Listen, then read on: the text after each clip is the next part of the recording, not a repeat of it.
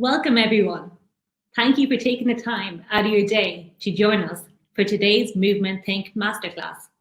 We are so happy that so many students could join today's session. We are happy to be able to give back. We hope that this session will inspire you and perhaps change your thinking about marketing and about life. My name is Nicola Keneally, and I'm the Chief of Staff at StrawberryFrog. Originally from Ireland, I left Ireland 8 years ago to come to New York to work for StrawberryFrog. I was attracted to StrawberryFrog because of its purpose to use creativity for good. Just a little housekeeping before we get started. Today we will have 5 presenters. Each presenter will speak for approximately 30 minutes. Ali, Tyler, Dan, and Liz will be taking questions at the end of their session. If you have any questions for them, please type them into the question box located on the right-hand side of your screen and send them to admin only. I will ask the questions at the end of each session. Now, without further ado, we will turn the time over to Scott Goodson, CEO and founder of StrawberryFrog. Scott will tell you about what we do over here at StrawberryFrog. Welcome, Scott. Okay, so welcome to StrawberryFrog. We are a marketing company based in New York City. Our offices are actually in the Empire State Building, although we haven't been in our offices since early March because of coronavirus. We've been all working remotely all over the country. But we're based in the Empire State Building, somewhere kind of just above the middle of the building. So when you look at the building, just a little bit north of that, that's where our offices are, facing south. And the name StrawberryFrog comes from a little frog in the Amazon. It's about that big, and it's a red-bodied frog with blue legs. So it's a bit of a rebel wearing jeans. But the real reason we took this iconic frog as our namesake is because we really wanted to build a company that was the opposite of the dinosaur. Big corporate, slow-moving, bureaucratic companies. We wanted to be agile, and we'll talk a little bit about that. But when you think about StrawberryFrog, you'll think about this little red frog that can do big things. So this marketing class is for people interested in strategy and storytelling, creativity, management, operations. Those are the areas that we're going to talk about today, and those are pretty much the areas that a marketing company works in. But we're going to do it through the lens of StrawberryFrog and our unique approach to marketing, which we call movement marketing, which we'll talk about in a minute. So a little about me. I'm a father and a husband. I have 2 sons, one who's going off to university next year and one who's going to grade 10. I live just outside Manhattan. I also am the founder and CEO of StrawberryFrog. I wrote a book, a best-selling book, a few years back called Uprising: How to Build a Brand and Change the World by Sparking Cultural Movements. And I'm actually working with our head of strategy, Chip Walker, to write a new book right now, which is going to be about activating purpose. That hopefully will come out in the beginning of next year. So a bit about me. I started StrawberryFrog, and it was actually the second company that I owned. And I just always believed it was better to work in a smaller company where you had an opportunity to make an impact rather than work in a large corporation. I love the spirit, freedom, the intellectual curiosity of being an entrepreneur. It's an adventure. It's never boring. You meet such extraordinary individuals. You'll meet some of them today. And I just wanted to tell you about that because I think as young individuals who are at the beginning of your careers, a career path can certainly take you to a job at a big organization, but you can also start a business at a relatively young age. And when you're young, you really don't have much to lose. In fact, you probably know a lot more about communicating with your generation than a lot of people do who are older than you that work at bigger organizations. So I'm an entrepreneur and I'm proud of it, and hopefully that might be some inspiration for you. So talking about youth are the future. You have a tremendous potential. You will make great impacts in the world, and the world really does need you to help change the trajectory of where we're going. We're kind of moving into a black hole, unfortunately, with everything that's going on. And I think the youth of today are going to help us to get out of that. And we hope that this session today will inspire you. So marketing and creativity have a great future as well, in all sorts of different types of companies. The traditional advertising industry is under tremendous change, and it's going through a metamorphosis. But the idea of marketing and communicating and creativity is so important in so many companies. It's not maybe as simple as it was in the past, where it was only used in marketing and design companies or advertising agencies. It really can be relevant to a CEO of a tech company. It can be relevant to someone who works in all sorts of industries. So hopefully some of the lessons today can be relevant for you, regardless of whether you choose a life inside of a marketing company or an advertising company or a design business. Creativity really does apply across a wide range of mindsets and careers. So a little bit about Strawberry Frog. We are a tight group of cultural engineers, strategists, executive coaches who go into companies and help to train executives, creatives, change leaders, and global movement makers. We'll talk a little about what we mean by movement makers in a minute. But before that, a little more about Strawberry Frog and what makes us unique. So I talked a little about our namesake, Strawberry Frog. So frog versus the dinosaur, the agile, fast-moving little frog versus, this huge bureaucratic organization. Big organizations tend to take a long time and they're quite expensive, a long time to do things, whereas small organizations can actually adjust quickly. And, everyone can make a mistake at some point. And I like to believe that we can adjust in midair and correct if we do ever get to that point. And we can be adaptive in a world that is highly volatile. And it's very important to think about the importance of being able to change and morph and evolve quickly in our world. I mean, just think about the last 2 years, how the world has changed so quickly, and the importance of and the value of being able to adjust quickly. So that's one aspect of it. The other is our purpose, which Nicola alluded to at the beginning, creativity for good. We took a stand 20 years ago to use creativity to create good results, good work, good impacts for our clients and our own Strawberry Frog teammates, to create good in society and business. And, finding a purpose is really important. And you'll probably read a lot about this lately, that company CEOs have been working hard to try to find a purpose. Mark Twain once said, the two most important moments in your life are when you're born and when you figure out your why. Why am I alive? Why am I here? And purpose is a bit like that. It's trying to kind of figure out, what can I do in my life? What can my organization do in this world of ours to drive some form of meaningful role, some sort of positive change that can make the world better? And as I said earlier, we've got some really serious issues we're dealing with. We kind of, entering this black hole with the pandemic and just all the other issues that have come up lately. So thinking of using creativity for good to drive positive change is a really important purpose that we all really believe in at Strawberry Frog. And our mission as a company, once we have that purpose, is to activate purpose brands with something we call movement marketing. Now, what is a movement?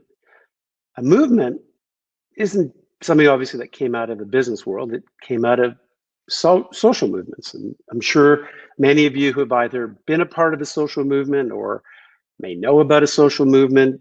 Black Lives Matter is one recent example. Movements have been around in society for forever. But there are a lot of them these days, and they're important to help change society. And you can define a movement as a community of passionate advocates rallying around an idea on the rise in culture to drive positive change. If you think about it, I have an idea, I stand for a point of view, and that idea is infectious, is inspiring, and it brings people together, and they all have that same idea of trying to right a wrong by being part of a movement or getting behind a stand to change something that's wrong in society. So that's what we do here. We create movements. We borrow the principles of social movements and apply those in a business context to help drive positive change, and in the process, help companies sell more products, help them engage with different types of stakeholders, because we're engaging with them in ways that are highly relevant to them. Instead of just talking at them, we're aligning with what they're passionate about. So that's, in a nutshell, how we define a movement. And we do two types of movements at Strawberry Frog. The first is called Movement Inside.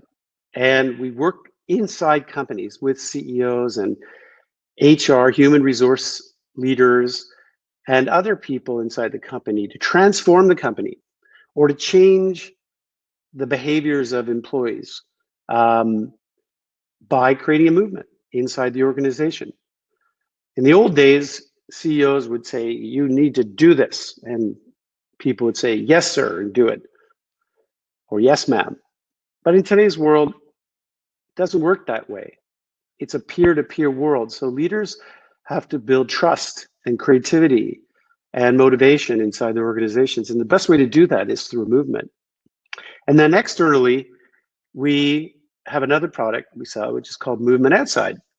And we help brands and companies grow by activating purpose strategies to consumers, by building movements, brand movements, in order to inspire people to join those movements. And I'll show you an example in a minute of one where we designed a movement externally to bring all sorts of people together to drive positive change with a business objective of helping this company enter a market and sell more product.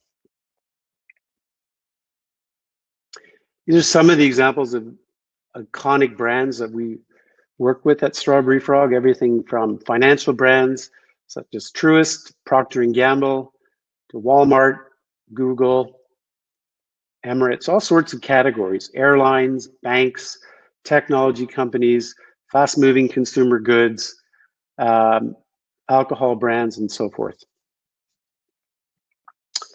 So let me just give you an example of a movement we created for a company called Orexo. Orexo is a pharmaceutical company. They had a business objective of launching a better medically assisted treatment. That's what MAT means, a medically assisted treatment in the United States against one powerful market leader. So what they do is they make a product for people who are addicted to opioids, like heroin, or opioid painkillers. You probably have heard about this opioid epidemic that's been raging across the United States for the last 10 years or so. And there's a medically assisted treatment that has been on the market forever. And this new company, Orexo, came in and wanted to launch a better product into the market. How do you do that in today's world? Well, the cultural insight that we identified was no one was daring to take a stand against what's really behind this new opioid epidemic. So the opioid epidemic that existed in the 1960s was a lifestyle choice. But in today's world, it's not a lifestyle choice. It's accidental opioid addiction. Doctor prescribed opioid addiction, as you probably have been reading about in the newspapers. So before any of that was written about in the newspapers, we started a movement called Out the Monster, which really broke open this whole discussion and raised the issue once and for all that this is a completely different issue, a different epidemic that has to be dealt with. And by doing so, we helped Orexo be seen as a thought leader in the US market and helped them launch their brand to their audiences. And I'm going to show you just a brief video of how that worked.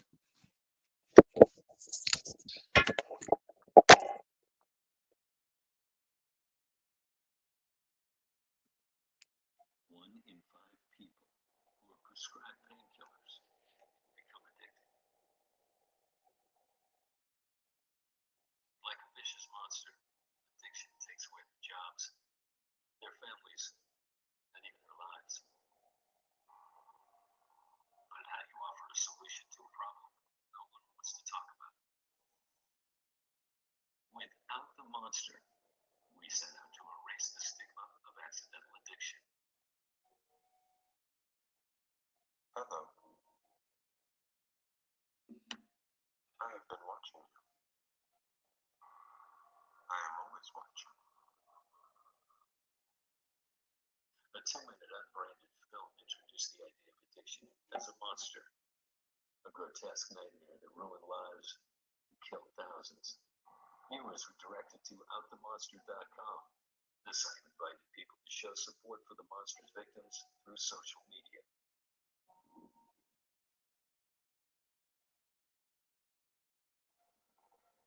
A 40-page hardbound book that told the monster's story was distributed to 50,000 doctors and healthcare professionals nationwide. All elements of the campaign focused on bringing the conversation out of the shadows and into doctors' offices.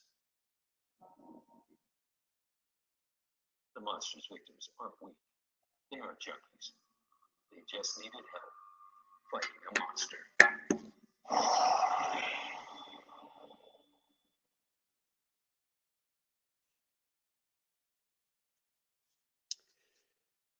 All right.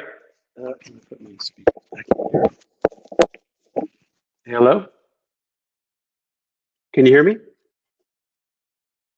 Yes, we can. Okay. So just one last slide. Can you see the last slide?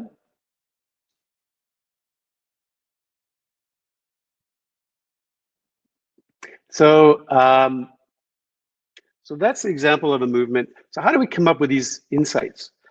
How do we come up with this? Well, it all starts with having an understanding of what's going on in our society, coming up with insights and strategy. So please welcome strategist, ethnographer, and author and mom, Ali Demos from our strategy team. Thank you. Thank you, Scott. It's great to be here, and welcome to everyone on the phone. Can you hear me? Just say that first. Yes, we can. Awesome. All right. I am going to share my screen and we can dive in. Hang on one moment. Let's see. Do you see my screen? Yes, we do. Great.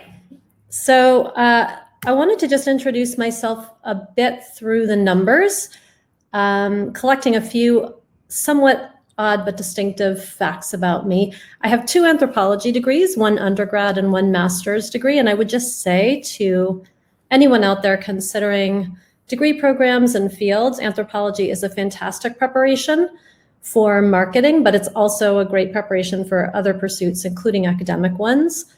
If you are thinking about marketing, it really helps to understand culture and motivation and affiliation and how people identify and operate through symbols and meanings. So it's been a wonderful preparation for me. I do have 3 kids who keep me busy. They all have holiday birthdays, funny fact.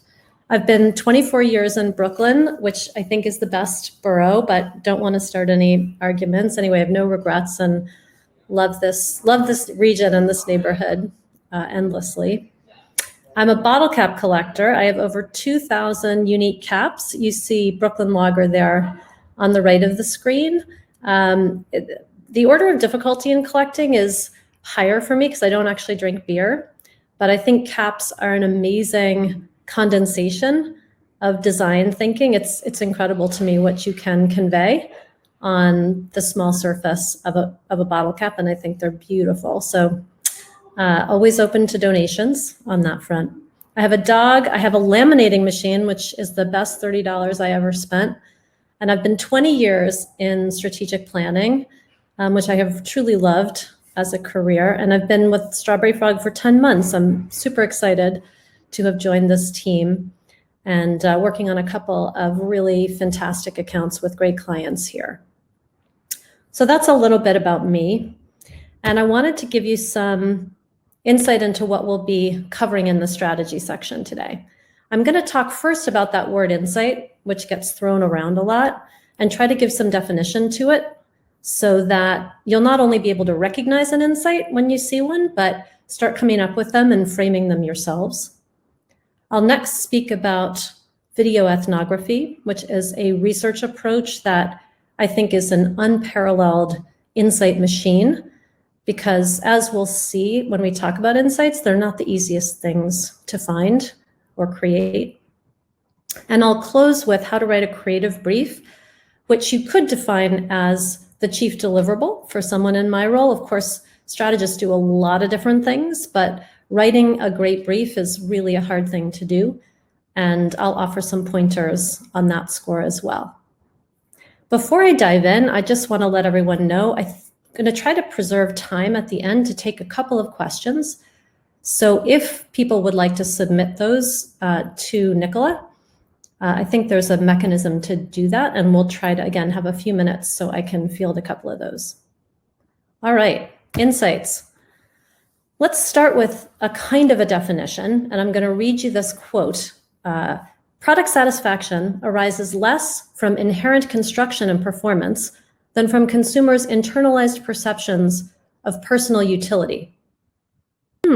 That's a tricky one. What if we said it like this?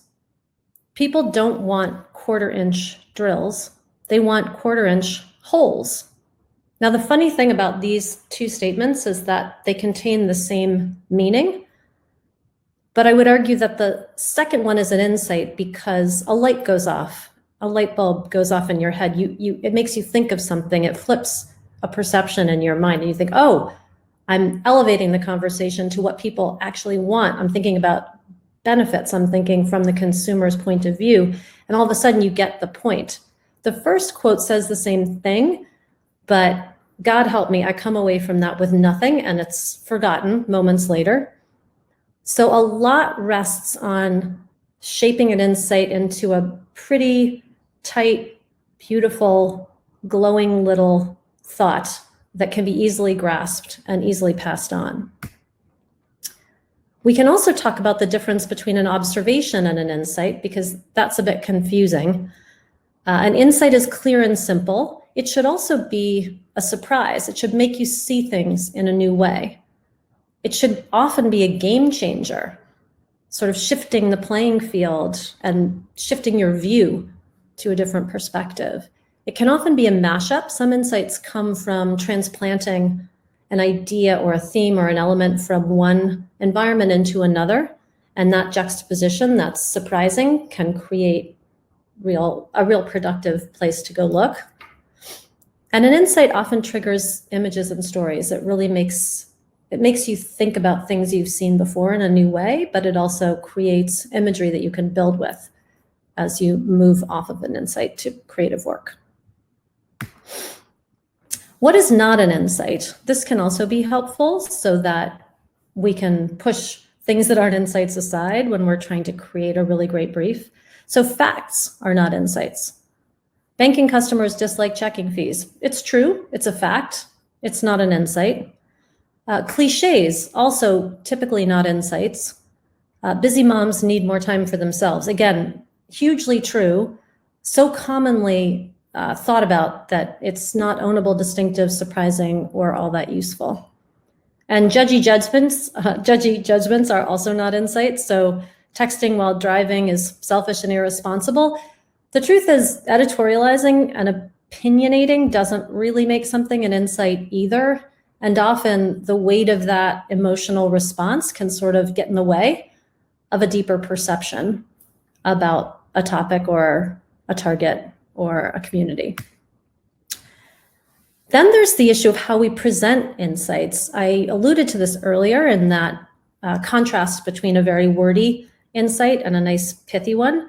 So words are a big format for insights. Charts can be a vehicle for insights, pictures and film as well. It's worth thinking about the best way to share an insight once you think you've got one.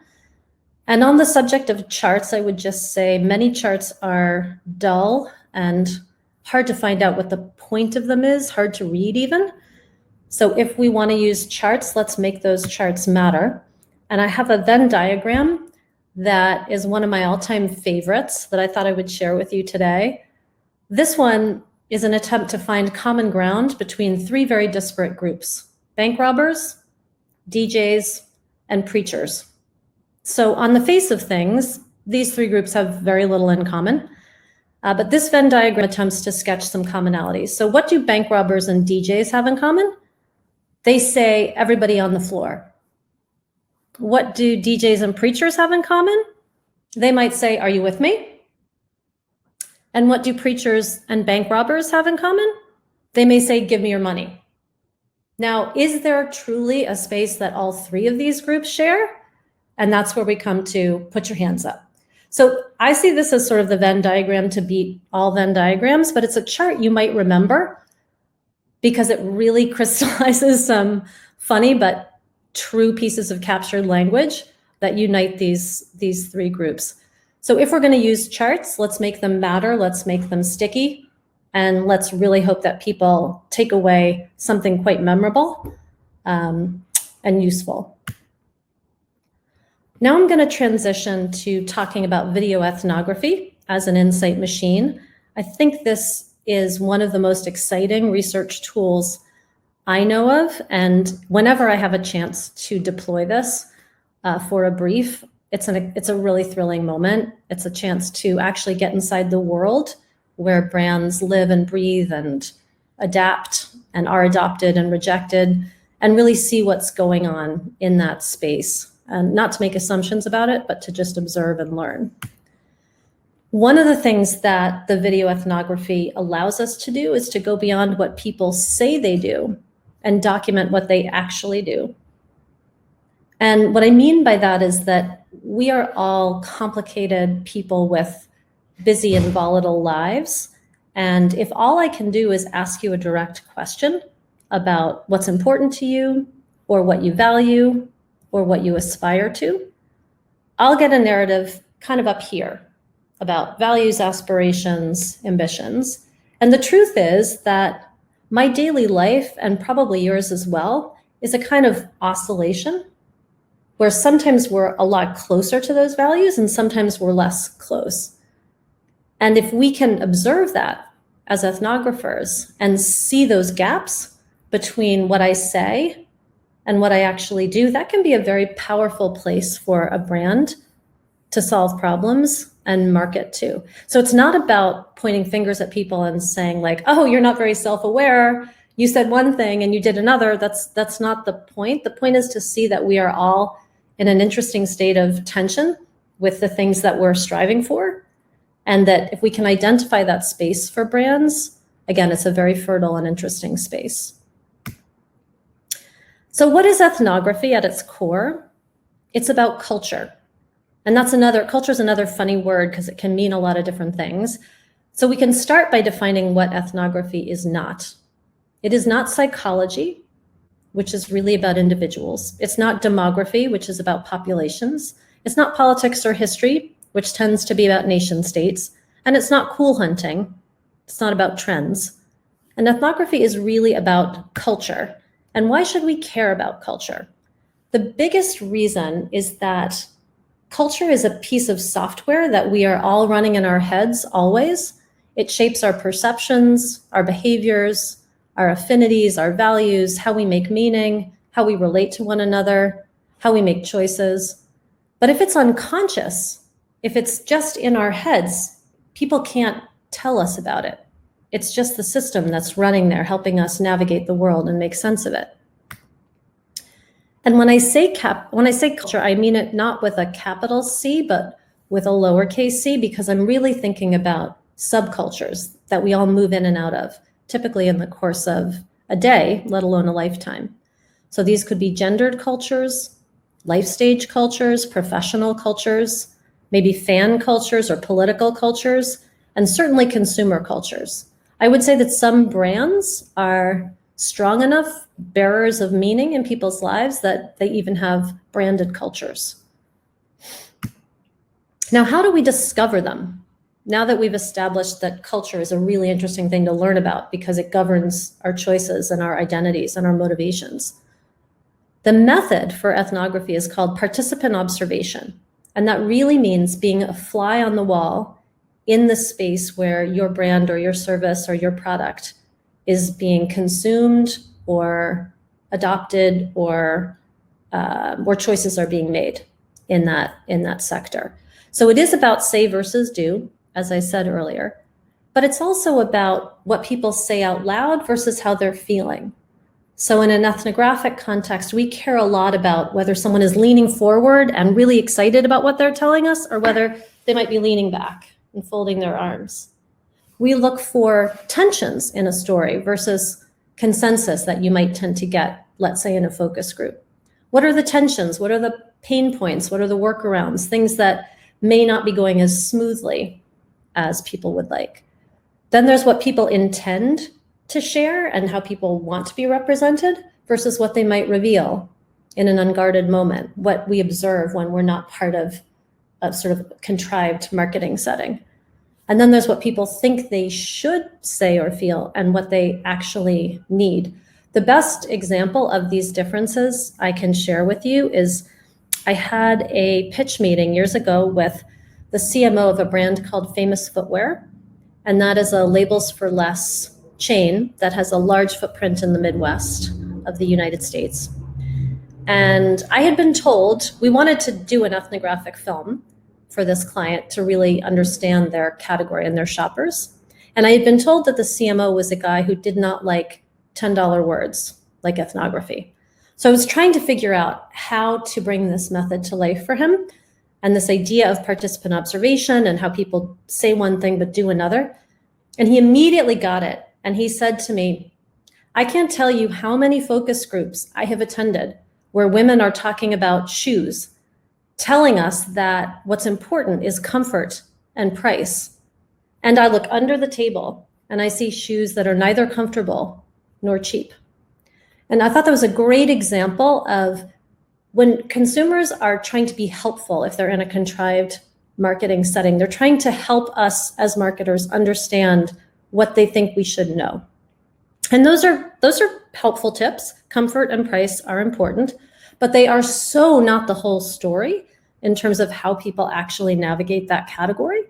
And unless you can be in the space where you're seeing those decisions and those interactions and conversations happening, and you only can rely on what people say, you're going to be missing the iceberg under the water. So that's where video ethnography can be really powerful. So how do we discover them? This is an interesting example too, and it has to do with getting multiple points of view. I was part of an executive training session a little while back, and the moderator was trying to get us to talk about our values and how we spent our time and what was most meaningful to us. And she put up a few banners around the room for things like career, family, community, church or religion. I think another one was the arts. Another one was the environment. So there were a few different sort of banners up there. And the assignment for the group was go stand under the banner that represents your top priority. And most of the people in the room went to stand under the banner that said family. And I just had this thought, the ethnographer in me had this thought that if we had the opportunity to go and speak with the families of those executives who all said that family was their first and top priority, Would that make sense? Would they agree? Maybe, maybe not. And the point I'm making is not that those executives are lying to us. Family is very important to them. But the reality is that there are competing agendas, a lot of things that vie for their time, and that if we had a chance to observe those families in action, we would get a feel for some of those tensions that might actually spark a creative solution. Whereas if all we can listen to is the stated value, we're really seeing just a very small part of the picture. And so what is the payoff? What I love to point to, and my most favorite projects are ones that deliver this, is I think of as the unanticipated insight. And the unanticipated insight is something that you didn't know that you didn't know. So you couldn't have asked about it. You didn't see it coming. It came out of left field. And the reason I have a photograph of Carl Sagan for this point is that he was advising an unmanned mission to the moon back in the 70s. And the scientists that were equipping this spaceship had put on all the latest instrumentation. So like soil density monitors and air quality measurements and moisture detectors, infrared video receptors, all kinds of instruments, and they were extremely advanced, and the scientists were feeling very excited about that. And Carl Sagan said, why don't we please just put a camera on this thing? And the scientist said, why? Why would we've got all these soil density measures and instrumentation that takes the temperature of everything you could imagine. Why do we need a camera? And Sagan's point was, you're going to have this fantastically equipped probe doing all this exploration. What if there's a 4-foot tall alien sitting there watching you do your probes? You didn't anticipate the alien, so you didn't create any measurements for it. If you just put a camera on the mission, you'll capture the alien because we don't know everything ahead of time. So the point about the unanticipated insight is that we don't have to anticipate everything if we can be in the right space, if we can be in the space where life is being lived and brands are being selected and not. If we can see that live, yes, we go in with some questions and some hypotheses, but boy, the luckiest thing is to stumble on something that you didn't see coming, the unanticipated one. So I'm going to transition now to what do we want to do with all those insights? And this is really the section on how to write a creative brief. And I do have a few thoughts here that I'd love to share, because let it be said first off that writing a great brief is a really tough thing to do. They don't appear all that often, but we should strive to write one every time. And the more I write them, the more we all write them, the better we get. So first, a definitional piece. What is a creative brief? And the point here is it's not one thing. It could be any one of these things, and sometimes it's several of them. So it can be a contract between clients and agencies about the kind of work to be created. And the only footnote there is that it's not really an enforceable contract, but if you have clients that are well-versed in marketing, it can function almost like a contract. If clients are less well-versed, I would say the contract model has a tougher time succeeding. It is often a reinterpretation of a client brief for the agency. So clients come to us and say, here's what we want you to talk about. Here's what we think matters. And the agency might take that in and think about it and sort of spit it back out in a slightly different form for their own creative process. It can be the output of our own strategic research, thinking we've done conversations across all of the roles in an agency. It can really crystallize a long and fascinating conversation and be its end point. It's also a beginning point because it's the key input to creative development. So ideally it tells creatives the key things thing that we want to get across and helps them figure out where to go look for it. It can be small and tactical, or it can be big and brand. So very different kinds of briefs. And one of the things to get clear on before you start any brief is really what size is it? And it can be a singular thought, or it can be 5 ways into the problem. Those are both viable, although I'll say a little bit more about the the 5 ways in, because we don't want that to become an excuse for, pardon me, for sloppy thinking or an incomplete strategic process. I love this quote from John Steele. So he has said, "The brief is an ad to influence the creative team."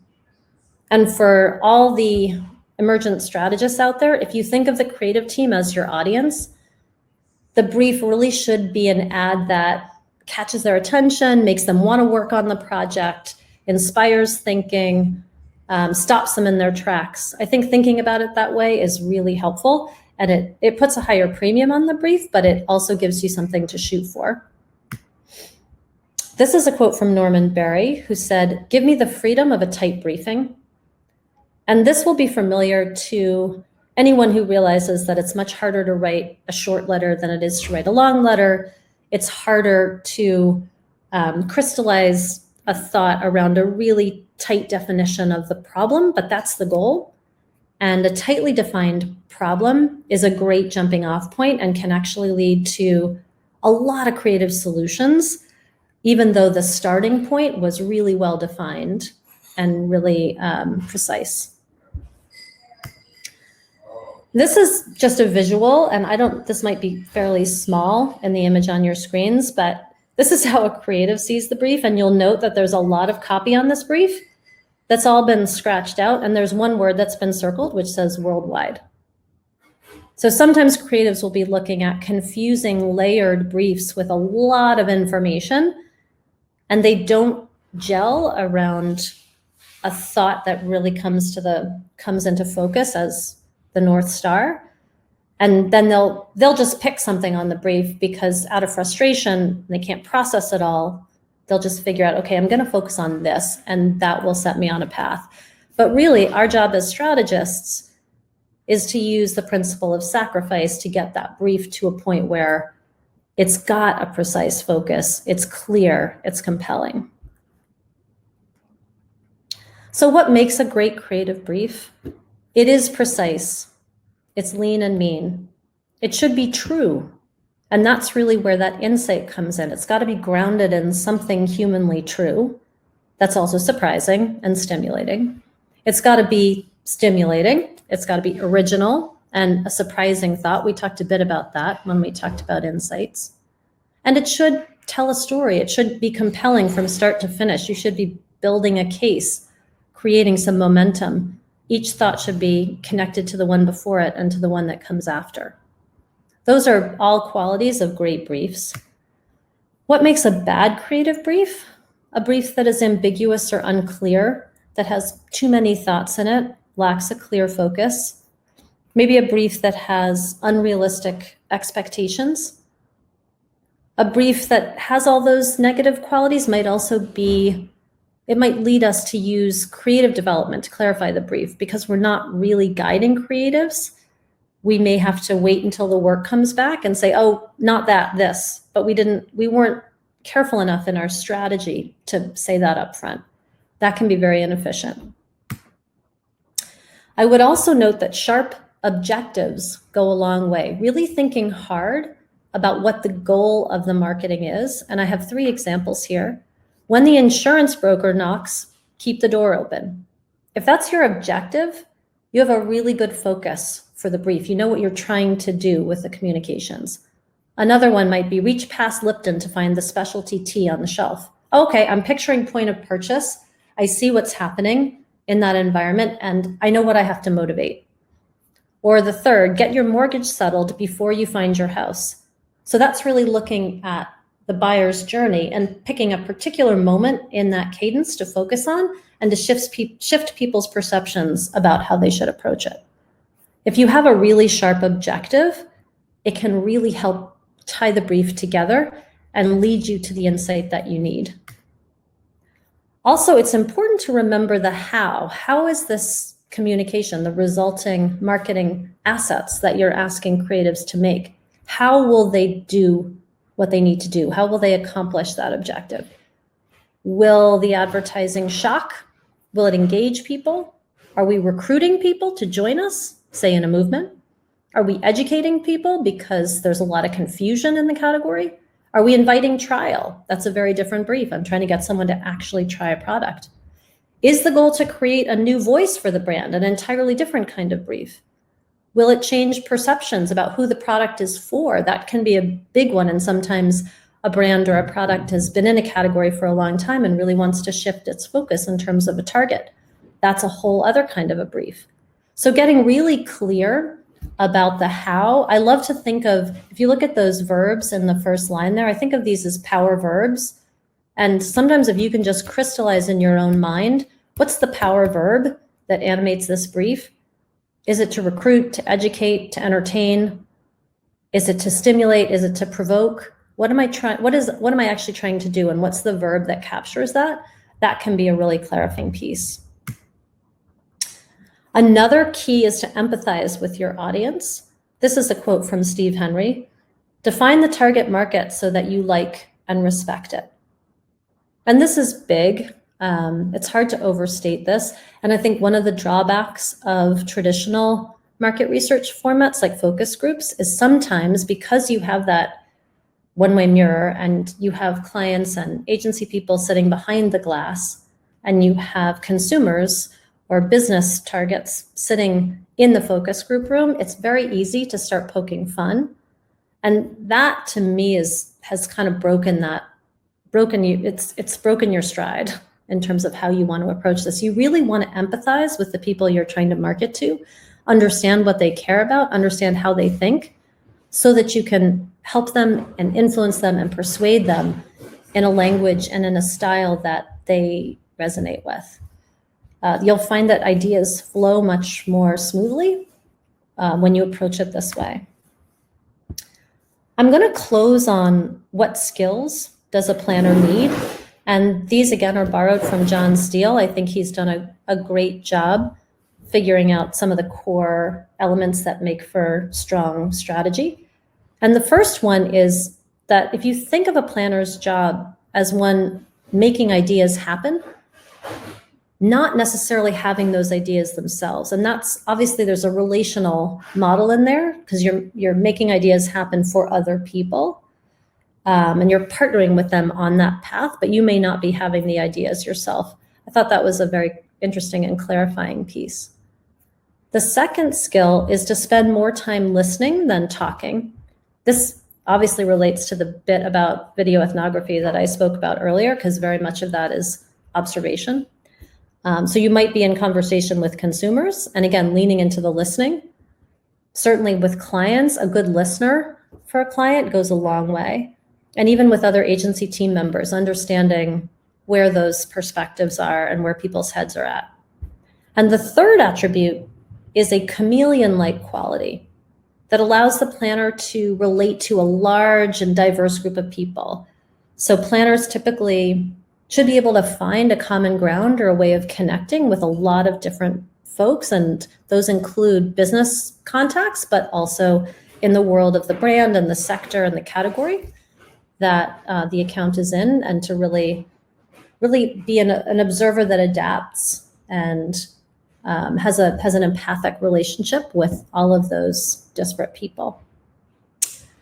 I think I'm going to pause on this slide and take some questions. I'm going to stop sharing my screen, so let me do that first. Nicola, I don't know if any questions have come in. We have time for one question. Okay. Well, thank you, Ali. That was wonderful insight into the world. So thank you for that. So one question, how do you know when to stop researching for insight? That's a really good one. Oh gosh, the strategy person in me says never. Hopefully it's a long relationship with clients. And if they've got an appetite to evolve and grow, the research might truly go on year after year. But the simpler answer is that we have deliverables, we have timelines, and we have project managers like Liz, whom you'll hear from later, who have identified a schedule. And I really do have a very practical approach to this. I need to find an insight that will ground a brief. And once I've got that, it may not be the whole story. In fact, there is always more to learn. That's my working assumption. But if I've got an insight to start me down the path to a great brief, I need to be satisfied with that and bring the creatives along with me starting at that point.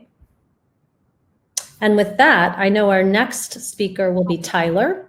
And I'll turn it over to Nicola to introduce him. He comes from the creative world, so you'll hear directly about that. Yes, thank you, Ali. And I just noticed a few more questions came in. So if you email masterclass@strawberryfrog.com, I'll make sure to connect with Ali and get your questions answered. Perfect. Thank you so much. Thank you. Enjoy the rest of your day. So next, our next presenter is Tyler D'Angelo, Executive Creative Director, who will tell you about our great creative at Strawberry Frog. Welcome, Tyler. Hey, thanks for the introduction. Yeah, I'm an executive creative director, and I'm going to take you, maybe need help from Nicola. Should I start sharing my screen? Yes, please. All right. So let's start this. Here. All right. Awesome. Your screen is shared. Perfect. All right. So I think as this is a good segue from what Ali had sort of spoken to you guys about. Before I can start my job, I need to sort of gather all of that information that she sort of took you through, and then she passes it on to me, and then I take it to my team, and we figure out how to creatively solve the issue and use the insights so that we can come up with whatever work that we're going to come up with. And usually we like to, we generally don't want to start with like a specific execution. Sometimes we'll start with one, sometimes we'll not, but generally it's about coming up with a really big idea. And there's a lot of different kind of ideas, and that's what they sort of pay us for, is by identifying the right one that's going to be, that solves whatever problem we're trying to solve in the best way possible. So one question that you might have, or a lot of creatives starting off would have, is, well, what is an idea? How do we get to that idea? And how do we, that's the hard part. Sometimes you could be in an elevator and the idea just comes to you. You can be in the shower, and an idea just comes to you really quickly, and that's great. So it could take a half an hour, and sometimes it takes weeks. And I think the longer that you do it, then you sort of are able to weed out the bad ideas, and that really becomes what the job is using your judgment to sort of say what the good ideas are, what the bad ideas are, and where the great ones exist. And so one question you may have, well, how do we do that? What's the process for coming up with an idea? And what I'm going to take you through today is something that I've used for many, many years now. It's a secret formula for coming up with ideas that you guys can use going forward, and you can apply it to anything. But before I go into that, I'll just give you a little bit about who I am, and then we'll go into the secret formula that I have for you coming up with ideas. So let me go over here. Here's just a little bit about me. I'll just give you a little bit about my background. First thing is, a lot of people say, well, how do you get started? And I'll just tell you guys, it's like, I never went to ad school. I've taught at an ad school, but I never went to one. So I think I'm a good example of anybody can really get into this if you have the desire to, and you have the passion for it. Anybody really can. Although if you know enough about what you want to do ahead of time, I definitely did not. Ad school is a great way to get started. But I didn't even have an idea what a creative was when I got started. I went through several jobs to get to this job because I didn't know what it was. I started off as an editor. I'm not even sure I knew what my job was then. When I was an editor, I was an assistant editor is probably more accurate. I would sit next to an editor and help that person gather files, load footage, and basically do what this person told me to do. And I was not very good at it. I was terrible. And what happened was, one day after a couple of years, I sort of looked up and I said, well, if I could have any job in this editing facility, what job would I have? And I said, I don't want any job here. So that was a good starting point to know this wasn't probably my career. But these people would come in and they would sit on a couch behind me, and they would order this really great food, and they had just been they had traveled all over the world, and They would sit back and make suggestions on what the editor should do. And I didn't know what I wanted to do, but I knew I wanted to do that. Like that job looked cool, even though I didn't know what it was really. So then after that, I kind of went home and created a fake book, because that's what you need when you want to be creative. You need some examples of work, and I created some fake work that helped me land my first job. But the first job I even got after that was being a producer. After I was a bad editor, I became a producer, and that was very, very short-lived. I was a terrible, terrible, terrible producer. But it did get me into an ad agency, which I quickly, after a few months, spun into being a writer. Every day I take tons of ADD medicine because I can't sit still and I can't focus on one thing. But so that's what I have to do to get through and to help my colleagues from not wanting to kill me. And then the other thing is that I've taken what I've learned from this job and helped my wife and her business partner start a company called Jane Do, which is their purpose. Their mission is to create the largest community of the most powerful women. So I'm proud of the work that I've done with that and taking everything I've learned from this job to help them with different times with their brand. And then another thing to realize is that you never stop learning. Every single day I learn something. Every single day I screw things up. And this is a job just like anything else, whether you're a professional athlete or whether you're just, an artist or anything else. It just takes practice every single day, and there's never a finish line, and you're always just trying to get better at it. And I think that the way you get better at it is what I said before, which is being able to come up with ideas that are distinctive and unique really quickly and weed out all of the, I don't even think it's weeding out the bad ideas. The bad ideas sometimes are very easy to spot. It's the pretty good ideas that you need to figure out how to weed out so that you can get to the great ideas. So that's what I'm going to help you do a little bit. I'm going to give you that secret formula for how to get to them. Here's some brands that I've worked on real quickly. And I just sat here and just did my best to try to think of them really quickly. I'm sure there's tons more here, but one thing about being a creative that I think is really fun and that appeals to me, especially someone whose brain's jumping around all the time, is that when you're creative, you get to work on so many different brands. One day you could be working on a healthcare network. The next day you could be working on I worked on professional bull riders and MLB, NBA. I've worked on liquor brands, everything, every gamut you could have, I've worked on, and that's really appealing to me to be able to jump around and think about how many problems that we could solve creatively, and that's one thing I really love about it. And then before we get into one more thing before we get in, and I'll just show you something we just created. And there's times in this job where, yes, you're helping businesses, you're helping companies either sell more products or position the company in a certain way, or create a movement, which is what we do at Strawberry Frog, with Scott, I'm sure went over. And in a lot of times you're helping to, hopefully a lot of times you're doing something you believe in. You're not working on brands or products or things that you don't believe in or don't stand up for.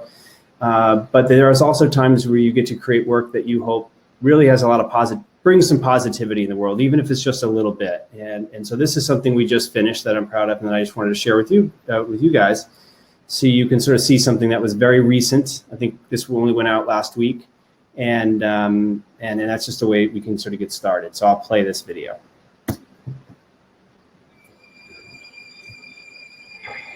It's hard to hope, hard to cope with crisis. But while we might be all alone, we've never been more tightly tethered, because we'll only weather this unknown together. So we get to work. We mend. We don't break even when we bend. Somewhere, another mom pays her bills. Somewhere, another child eats his fill. We were the world's neighbors, making our communities brighter, greater, fighting for every person in the neighborhood. We, the coming of the common good, so dare to care, to be hope, excited, we're never divided, for when we live to give, we always live united.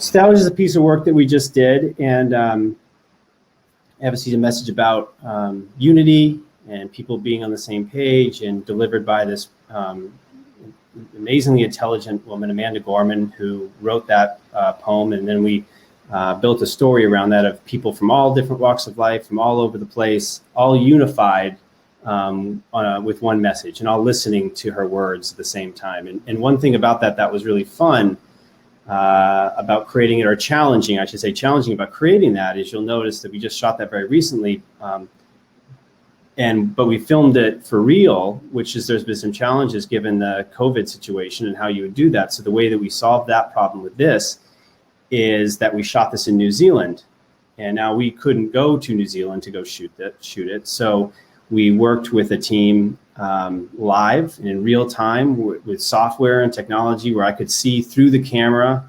as film was being shot, and we could direct the actors in real time using a mixture of Zoom and this other piece of technology that allows you to look through this, very specialized camera equipment.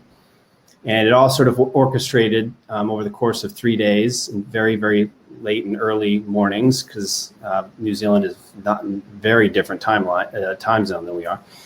And we put this all together, and then and the editor was editing in real time. So it's been interesting creating work during COVID, and looking at one thing you also do as a creative is you look at the problems that you have, and you figure out solutions for those problems constantly. And so that was the production process in and of itself was one of the issues. And so we found a way to not let that limitation be visible, because we don't want people to sort of see what the challenges are that we're against. We want it to just be, entertaining, and for nothing to get in the way. And so a lot of things with really brilliant producers and account people and strategists, we all sort of figured out how to make this happen.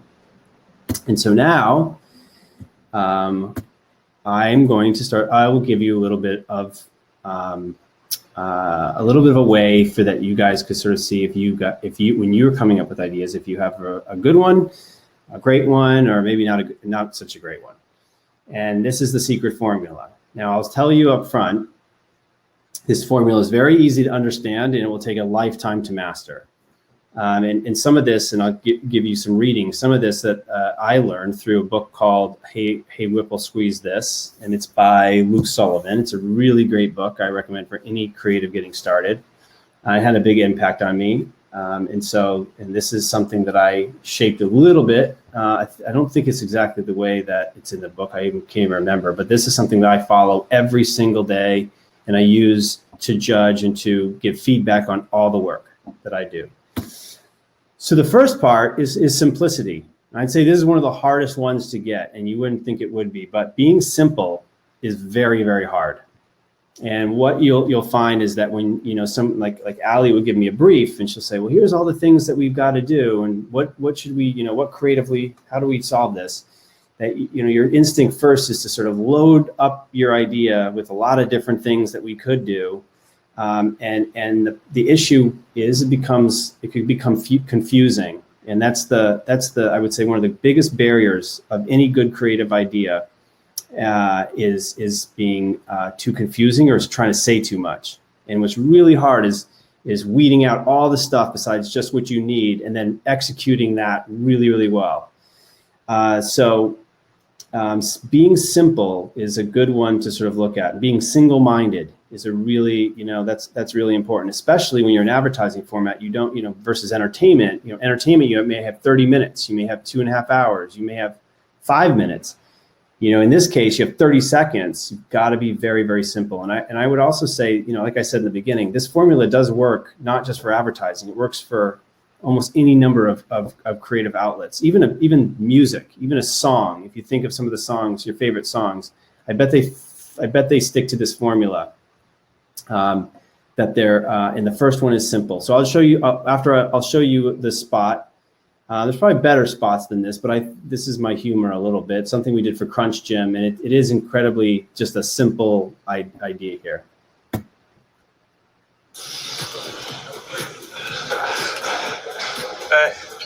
How many pull-ups can you do? I don't know, like 25, bro. How many one-handed pull-ups can you do? At least 20. What about no-handed pull-ups?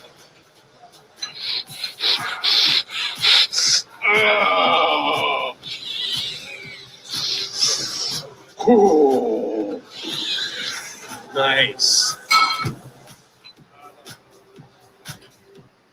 So that idea, silly, kind of goofy, but the idea in this is just fiercely fun fitness. So that's it. And so what we try to do is say, how do we just come up with ideas and show fun and have people having fun? And so that was the idea there. And it was just one thing that's happened. It's just this, crazy guy with this mustache that just does pull-ups. And so, for example, we didn't jump to different scenes. We didn't have too many things going on. It was really just one guy doing pull-ups with his mustache. So it was super focused, very goofy, but doesn't feel necessarily like a gym ad, which it'll stand out for that. And I had a lot of fun personally. I had a lot of fun making this one. So simplicity is the first piece of this formula, and there's two more. The second one is truth, and what I mean by truth is it doesn't mean necessarily that you're going to not tell the truth or try to misguide your audience. You never want to do that. You never want to spin something and try to make claims that aren't true. That's certainly not what a good creative would do. What I mean by truth is that you reveal truth in a way. You don't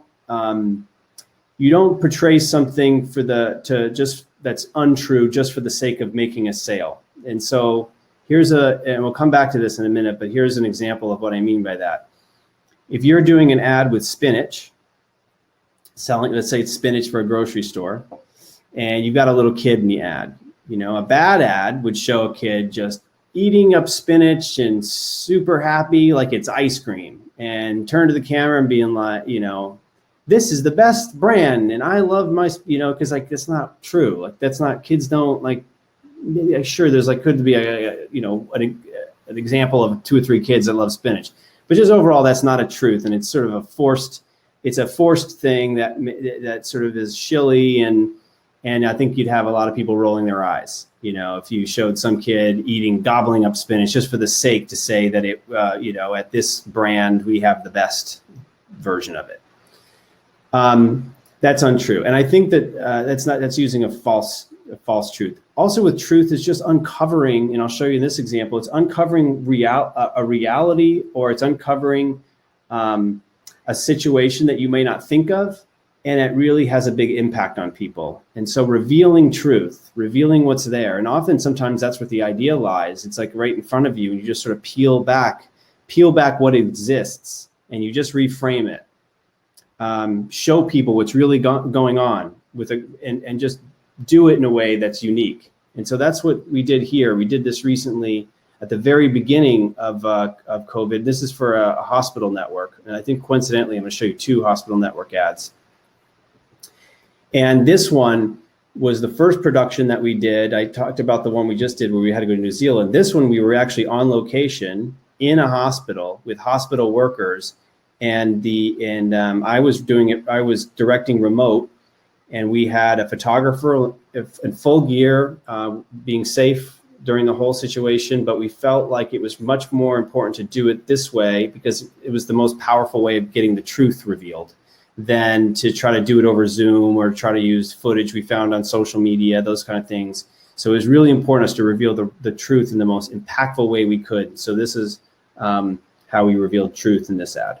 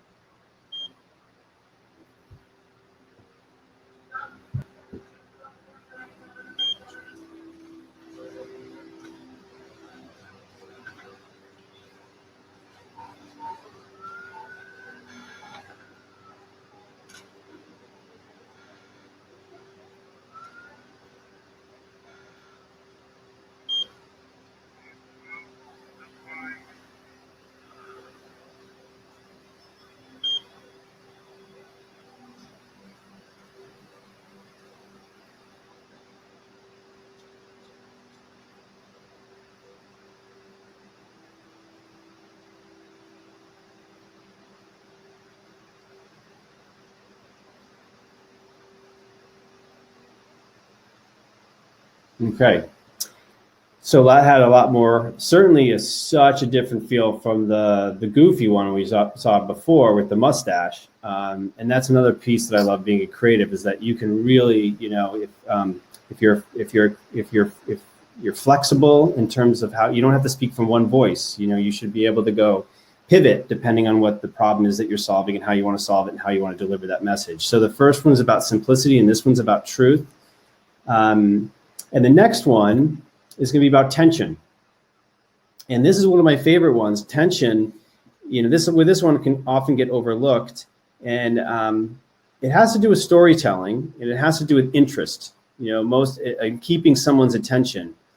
And so, you know, an example that I usually give is, take a story like Little Red Riding Hood.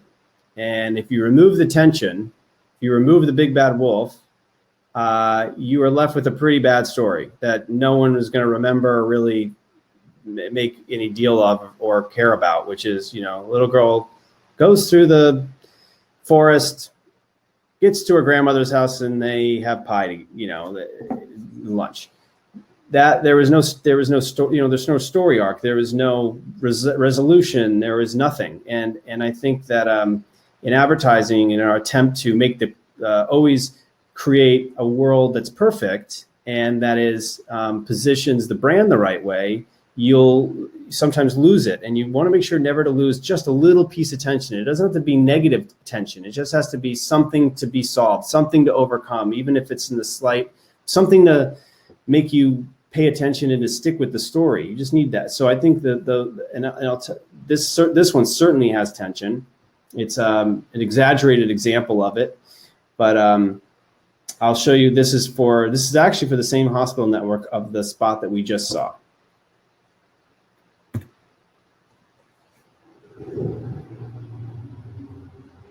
I have a secret. There's such a thing as monsters.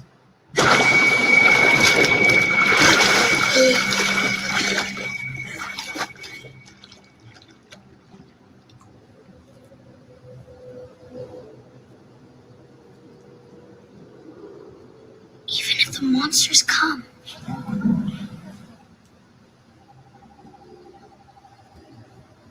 I don't have to be afraid.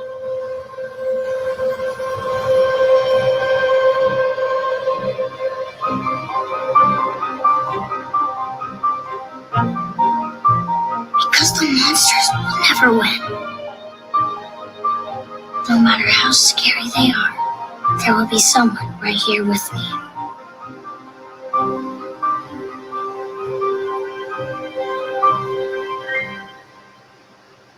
Okay.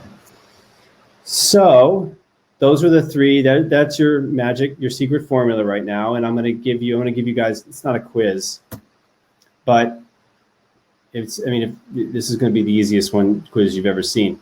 But what I want to show you is two examples now of one, and this is one of my favorite pieces of work that a friend of mine created many years ago. It remains one of my favorite spots that uses this form. I don't even know if you did it. At some point, you do this so long, you start forgetting what you're doing. You just naturally start doing it. But this has all three. It uses the formula really, really well. So I'm going to show you two spots.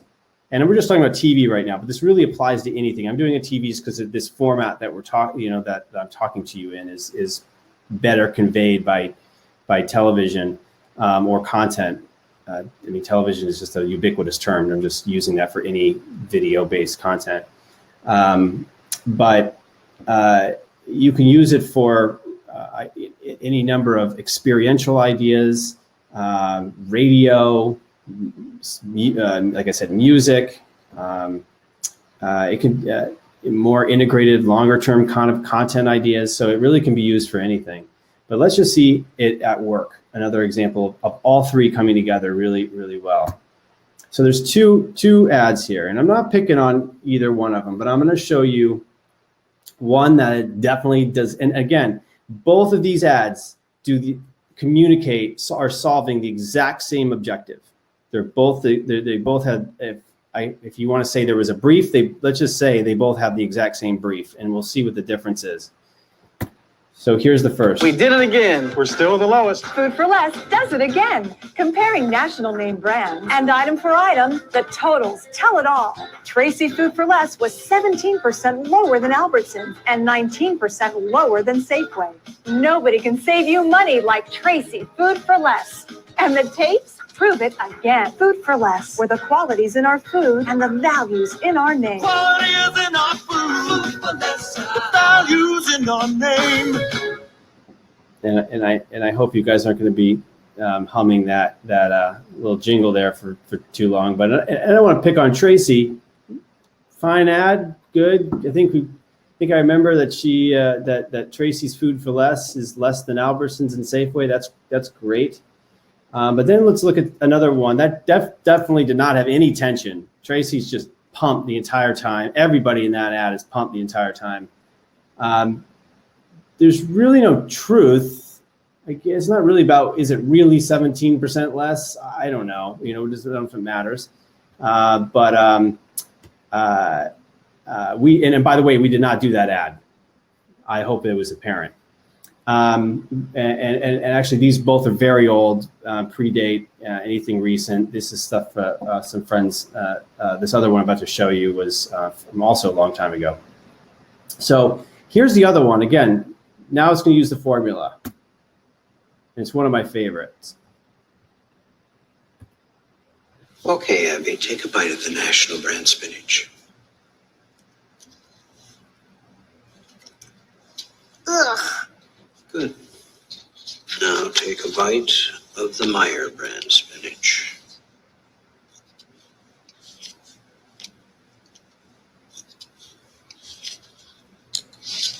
Ugh. Good. Meyer, higher standards, lower prices. So you can see, obviously, that one was a lot more memorable, a lot more fun, and it used the formula. And that's the difference. And that's why, you get to some work that you feel like is better than others. So here's the formula in this one. Simple, it's just a taste test.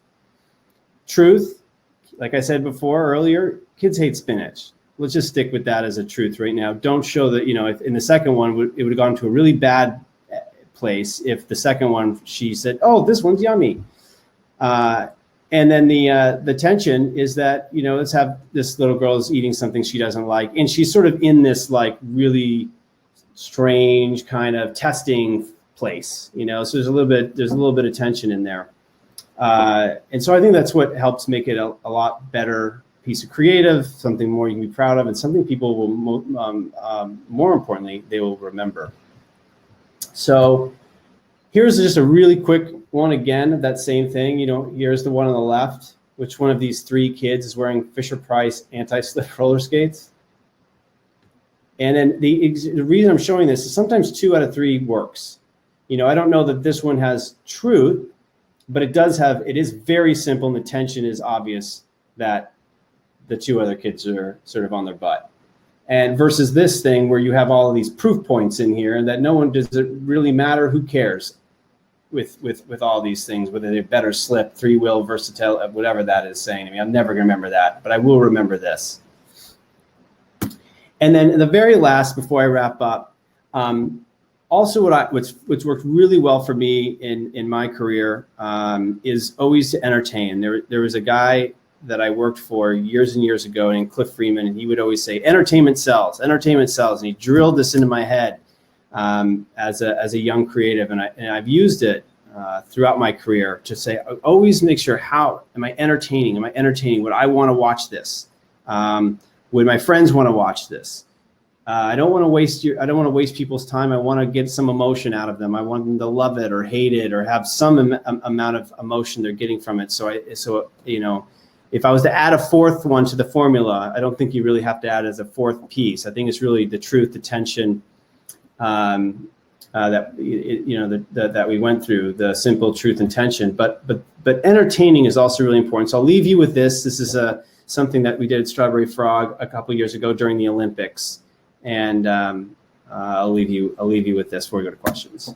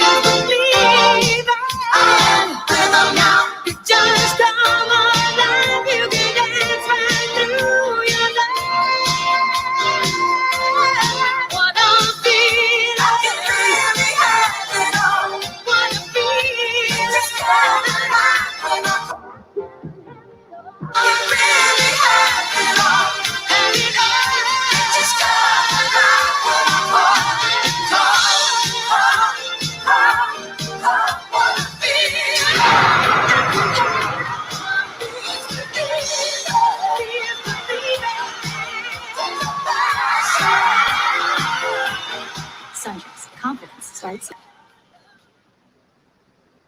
All right. So, Nicola, what should I do? Yes, you can stop sharing your screen. All right, I will stop. Thank you, Tyler. That was awesome. I learned a lot about you. I didn't realize that you were a producer. Yeah, well, yeah, for a few months I was. So I have a lot of respect for producers came out of that. I think actually one story on that producer thing is they gave me a company credit card, and I was like 23, and I'm like, oh, that's cool. I think the first thing I used for the company credit card as a producer, I bought myself a jacket. Like, I think I should just put this on it, and I'll pay it off. But I didn't have a credit card, so I used that, and that was my first thing I did with as a producer. So that we knew I was wrong for it from the very beginning. So we've had a lot of questions come in. Yeah. Try and squeeze in two. So first off, you've mentioned that you've done work for a large variety of brands. Has there been a brand you fought hard to work for because it was just so fun or meant so much to you? Yes. There was one thing one of the things that I really love to do is be a bit of a chameleon when I'm working on certain brands that I don't know enough of. But a lot of other people, the consumer knows a lot about. And so often that I call that a passion brand. And so there was one a number of years ago that I wanted to work on more than anything. It was professional bull riding. And I didn't know anything about it. Like, I have never been to a rodeo, and I learned that they aren't even called rodeos. I just was really fascinated by these cowboys that almost would kill themselves every time they would get on this like maniac 2,000-pound animal and try to hold on for 8 seconds. So that was a really, really fun one that I went for, and I wanted to work on more than anything. And we ended up working with Steven Tyler to write a song. And the whole campaign sort of was formed around a piece of music from all the video and the films and everything we did. So that was what I had a lot of enjoyment for. Great. How is the client involved in the process? Is he or she invited to share their opinion on your work from the beginning until the end of the process, or how does that work? Well, sometimes I don't have a choice on whether the client wants to share their opinion, but I actually, I think part of it is I really don't mind. I actually encourage it. I've found that with my clients, the best thing to do is usually they're all, I mean, I can't even think, there's only a few examples I can think of. I didn't work well with the client and it had to do just with, just different points of view of life. But I would say only one or two of those ever in my whole career. Most of the time, the clients that you will work with are really smart. They are really creative. They got into this business because they also want to create great things. So I found that it actually works better to bring clients in to have conversations about the work, to discuss it. I don't think it's good to ever sort of say, well, we're going to come back to you in a few weeks, and I call them ta-da presentations, where I'm not going to share any information with you. I'm going to keep you in the dark, and I'm just going to say, ta-da, here's the work. Because a lot of times clients want to come on the ride. They want to come. It's better if you're all or sort of get to the answer together and you're all excited about it and feel that it's right. So I like it when clients are involved and they give feedback early and often. Makes sense. One final question. What do you do when the client you have to work for doesn't match your values or promote something bad? Well, that's funny you asked that, because it just that was I was sort of mentioning. There are times, without mentioning names, that you shouldn't work for those people. And sometimes, and it's only happened to me once, I think maybe once or twice. I can do one example where I said, I don't think this is going to work. I think you should go to a different agency. And that's that. I think just like any job, you have to have the work you do, you have to stand behind morally, and it reflects you and it reflects your decisions in life. So if there's something that you don't feel is lines up with your values, then you shouldn't do it. Thankfully, what I've found in this career is that it often does, and that people in the marketing departments of different companies that I've worked for have very high standards in their values, and they believe in what they're doing. And I find that most companies have started for a reason.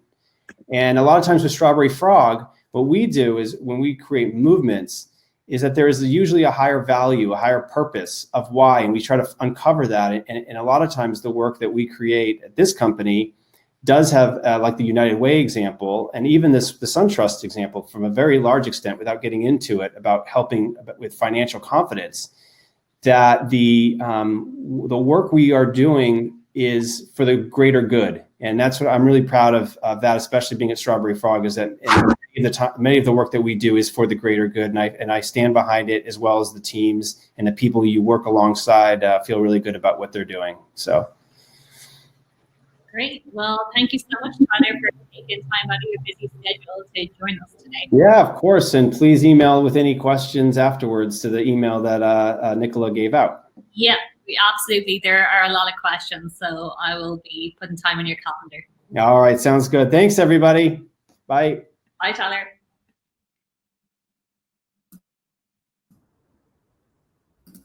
Think I'm up? Yes. So our second last presenter of the day is Dan, Group Account Director. Dan will tell you about managing clients. Welcome, Dan. Hey, guys. Guys, I just want to thank everybody so much for making the time to join us. In fact, from all the way around the world, I'm seeing in the chat box here, keeping an eye on the chats as the other teammates here are presenting. And we've got Germany, India, Canada. I mean, India, it's after midnight there, I think, where you are. It's amazing. And you guys are up joining us and learning, and we appreciate that so much. Ireland, of course, various places in the United States. So you all are just awesome. And thank you so much. I'm going to attempt to share my screen. And we practiced this, as we should. So it should work. Okay. And Nicola, you just want to give me a yes if people can see that? Yes, people can see your screen. Okay. Thank you, Dan. Awesome. Okay. Yeah. So I'm Dan. I work in the account management function here at Strawberry Frog, and I have done for my whole career in account management at various places, mostly in New York, a little bit of it, time in Philadelphia. And it's about a 15-year career, and I've loved it so much. What I want to attempt to do today is actually relate a little bit of my experience, including my experience when I was in school, when I was in college. You know, I was still undergrad before I was employed, as I went through my search process of what do I want to do? What is account management? How did I learn what account management, and sometimes you'll hear that called client service, actually mean? And maybe you had the same experience or are having the same experience right now, where you think of creativity and strategy and production and how the ads are made, but you may not have heard about client service or account management, as we call it. And so I hope to share some of my personal experience like the others have done, explain a little bit about account management and what it is that we do in a role like mine and in a career like the one that I've had and the one that my teammates have had here in the account management discipline. And then I want to leave you with some practical tips. We appreciate so much that you guys are joining in the summertime, and school's not necessarily in session. Maybe it is for some of you. You know, you're at home probably and making the time to reach out and learn.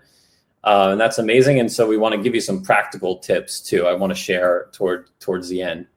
So I know we can't talk. I know we can't chat with each other. You can chat in the box. Maybe you could just think of this in your mind. But when you think about why you're interested in joining a seminar like this one, or why you're interested in advertising or marketing or creativity, or as we say, we wrap that all up into movements, as Scott talked about. Why is that? So just think about it, maybe write it down, take a note. Why is it? What is motivating you to work in this industry, or be curious about this industry, curious enough to join this particular session? And I'll tell you what it was for me. So if we go all the way back, if I was, you know, maybe even before I was a teenager, definitely a teenager in middle school and high school, there were certain commercials that caught my eye, certain things that I started to realize were, appealing to me. As a sports fan, I'm a sports fan. I love American football. I love baseball. I grew up playing all kinds of sports. Of course, I watched SportsCenter in the morning before school every morning, and it used to look like this slide that I'm holding on right now in the 90s. And they just had really amazing, hilarious TV commercials for SportsCenter on ESPN. Maybe some of you remember that, and they still do. So you're probably familiar with recent ones too. And this goes all the way back. Well, I'm going to play this one for you. I remember thinking that this one was so hilarious when I was probably in middle school or high school or something in the 90s. And I realized somebody has a job that they wrote this, created it, made it, and put it on TV. So hopefully the sound works for you guys as I do this. You know, we've drafted kids right out of high school. We had this one kid. You would not believe the scouting reports. Raves up and down, can't miss. Once again, the Indians appear to be the team to beat. Emotionally, though, he just wasn't prepared. Jimmy Key is attempting to come back. What's he like, 45? I could hit him. I mean, it's a different game in here. Jack, you watch the game? I mean, didn't it suck? It sucked. It is with much regret that I announced that I am leaving SportsCenter. Bottom line, he just came out too soon. So they called that kid up too soon to the majors. So funny. I still think that is so funny. It's kind of timeless. I loved those SportsCenter commercials. And perhaps when I was in high school, I started thinking about, well, somebody makes those ads for a job. And so what might that be? I liked English. I liked history. I liked art. And I knew that I wanted to go after something where I could use those skills, but I didn't know what that was. So I started to form, as I started to feel out my college search, that maybe I wanted to learn about writing ads and being in advertising. And so in other words, I thought maybe I would be someone like Peggy from Mad Men, if you watch Mad Men, or Dawn, and work in a creative capacity and I would be a Tyler, right? I wanted to do what Tyler just talked about. And so I chose to study at Penn State, and maybe we have some Penn Staters on the line. If we do, we are Penn State. We can do a call and response. You guys can just answer me in your own homes, or you can answer me in the chat box. I got my Penn State helmet right here, which I keep on my desk. Loved Penn State. I studied advertising at Penn State. I was an athlete at Penn State. I was a rower on the rowing team, and I was feeling out, what's my purpose? We talk about purposes at Strawberry Frog. Well, what's mine? I want to do something in creativity. Chose to focus on advertising and PR, and I studied that in this building right here, which is the Carnegie Building. You Penn Staters on the line right now will recognize this, if there are any of you.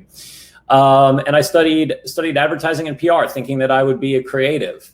And this is what it looks like as you choose your courses in college. And maybe you guys can relate to this. Maybe no matter where you go to college, or if you're not going to college and you're figuring out what you want to do, maybe you've seen lists like this. So just check it out. This is actually on Penn State's website right now. I took some of these courses way back when I was in school. I love Penn State, loved my experience there. It was so valuable to me. But as I look at this, I see creative, I see media, I see campaigns, I see strategy, like what Ali just talked about, writing workshops, filmmaking, directing, technology. Awesome. There's nothing on here about account management. And that's not to say that schools like Penn State University aren't teaching about account management. But when I was in school, we didn't really learn about account management. So I thought if you wanted to be in advertising, you had to be like Tyler. You had to be making the ads, writing the ads, designing the ads, producing them. I knew I was a good writer, and many of you may know that you're good writers. I knew that I was okay at art, but I knew that I wasn't going to be as good as somebody like Tyler with art, or like Scott with art. But I wanted to apply those skills. And it wasn't until I interned somewhere that I learned about account management as a function, and I wanted to learn more.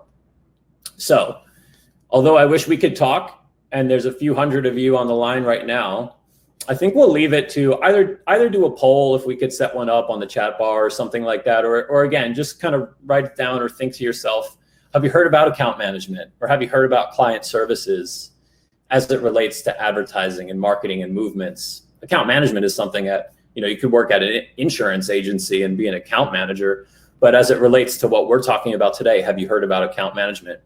I bet you've heard about creative, production, data and analytics, strategy, possibly project management, which Liz will talk about in a little bit.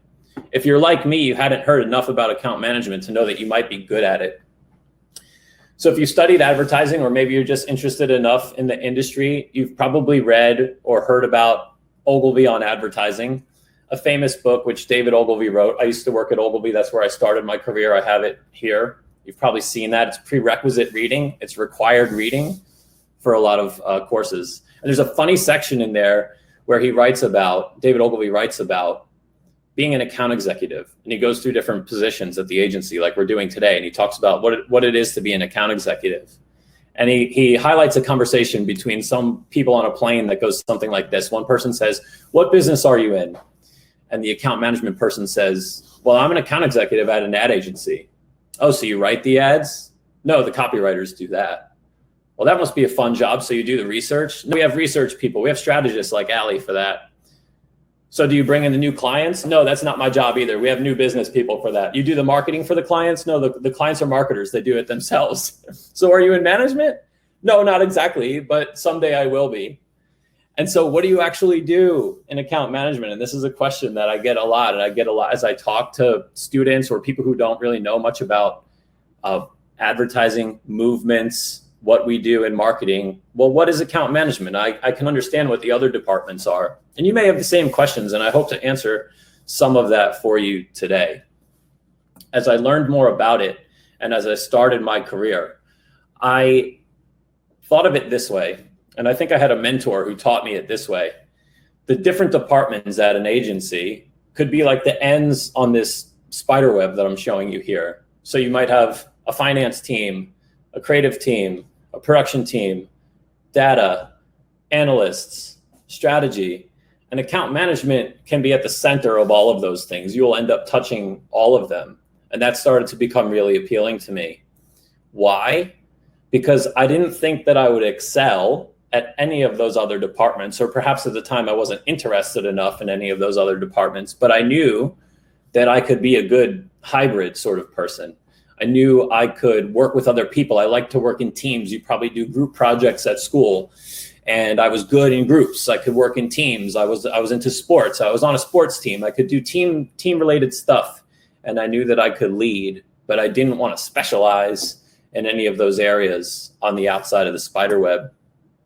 And so as I went through my career, I learned that being in management, being in account management, is like being a player coach on the field or on the court. And a couple of these guys who I chose to show, and because we're so international on this meeting today with all of you, I wish I had like a footballer on here or something, but I don't know enough about soccer, like we call it soccer in the US. You'd probably make fun of us for that. So I have LeBron and I have Peyton Manning.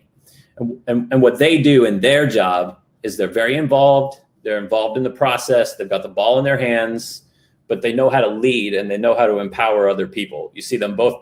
What are they doing? They're calling plays here. They're directing traffic. Peyton Manning's changing a play on the fly because he sees something downfield that needs to change. He's calling an audible, right?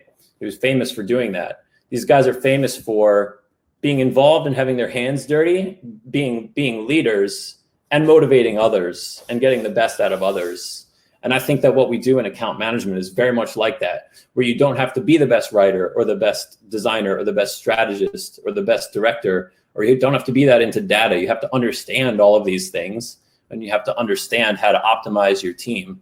But you really have to lead and organize and get your hands dirty in the process. I'm not showing coaches on the sideline right here. I'm showing you players who are involved. You don't want to be the coach on the sideline just pointing at people. You want to be in the mix. And so I love this as an analogy of what we do. So you might be thinking, okay, maybe this sounds okay to me. Like maybe I might be good in account management. Maybe this is somewhat appealing to you. So, you know, what skill sets might you have, or might you need to sharpen and hone, or might you not have, and you just sort of need to see a list like this and go, okay, you know, maybe this is inspirational to me at this point. Maybe this is me. Maybe as you look at these attributes and characteristics, you're seeing some of yourself. So I start with leadership, and that goes for, you know, Tyler's a leader, Allie's a leader, Scott is our leader, you know, Nicola's a leader, everyone, Liz is a leader who's going to talk to you, and we lead different teams. Everybody at every level should find an opportunity to lead.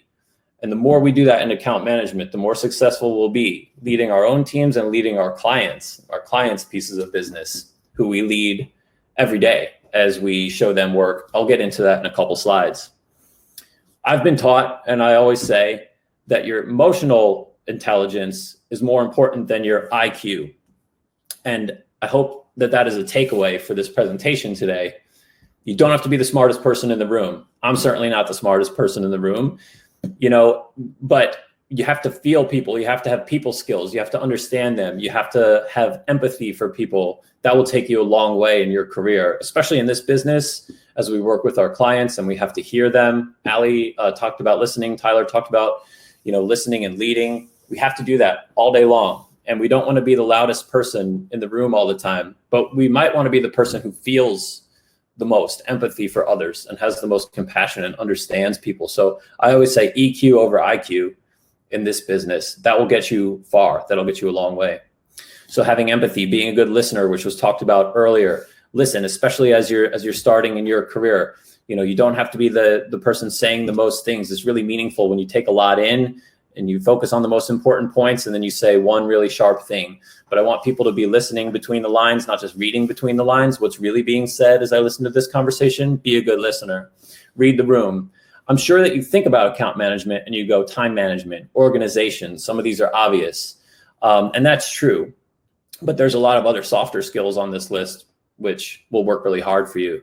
Knowing how to navigate complexity. Like I said, you're at the middle of that spider web. So you're doing a lot. You're seeing a lot. You're focusing on everybody sometimes all at once. I'll show you what our day looks like sometimes when I show you an example of our calendar here coming up in a couple slides. Being able to reduce things down to the most important points to help your teammates focus. Sometimes you're the person in the room who has had the most conversations with a client that everybody's working on. So you might know the most about that client and you might hear stuff that you need to help the team focus down into the most important points that we can work on, the most important points to develop creative on or put into a brief or put into a TV video script if we're doing something like that.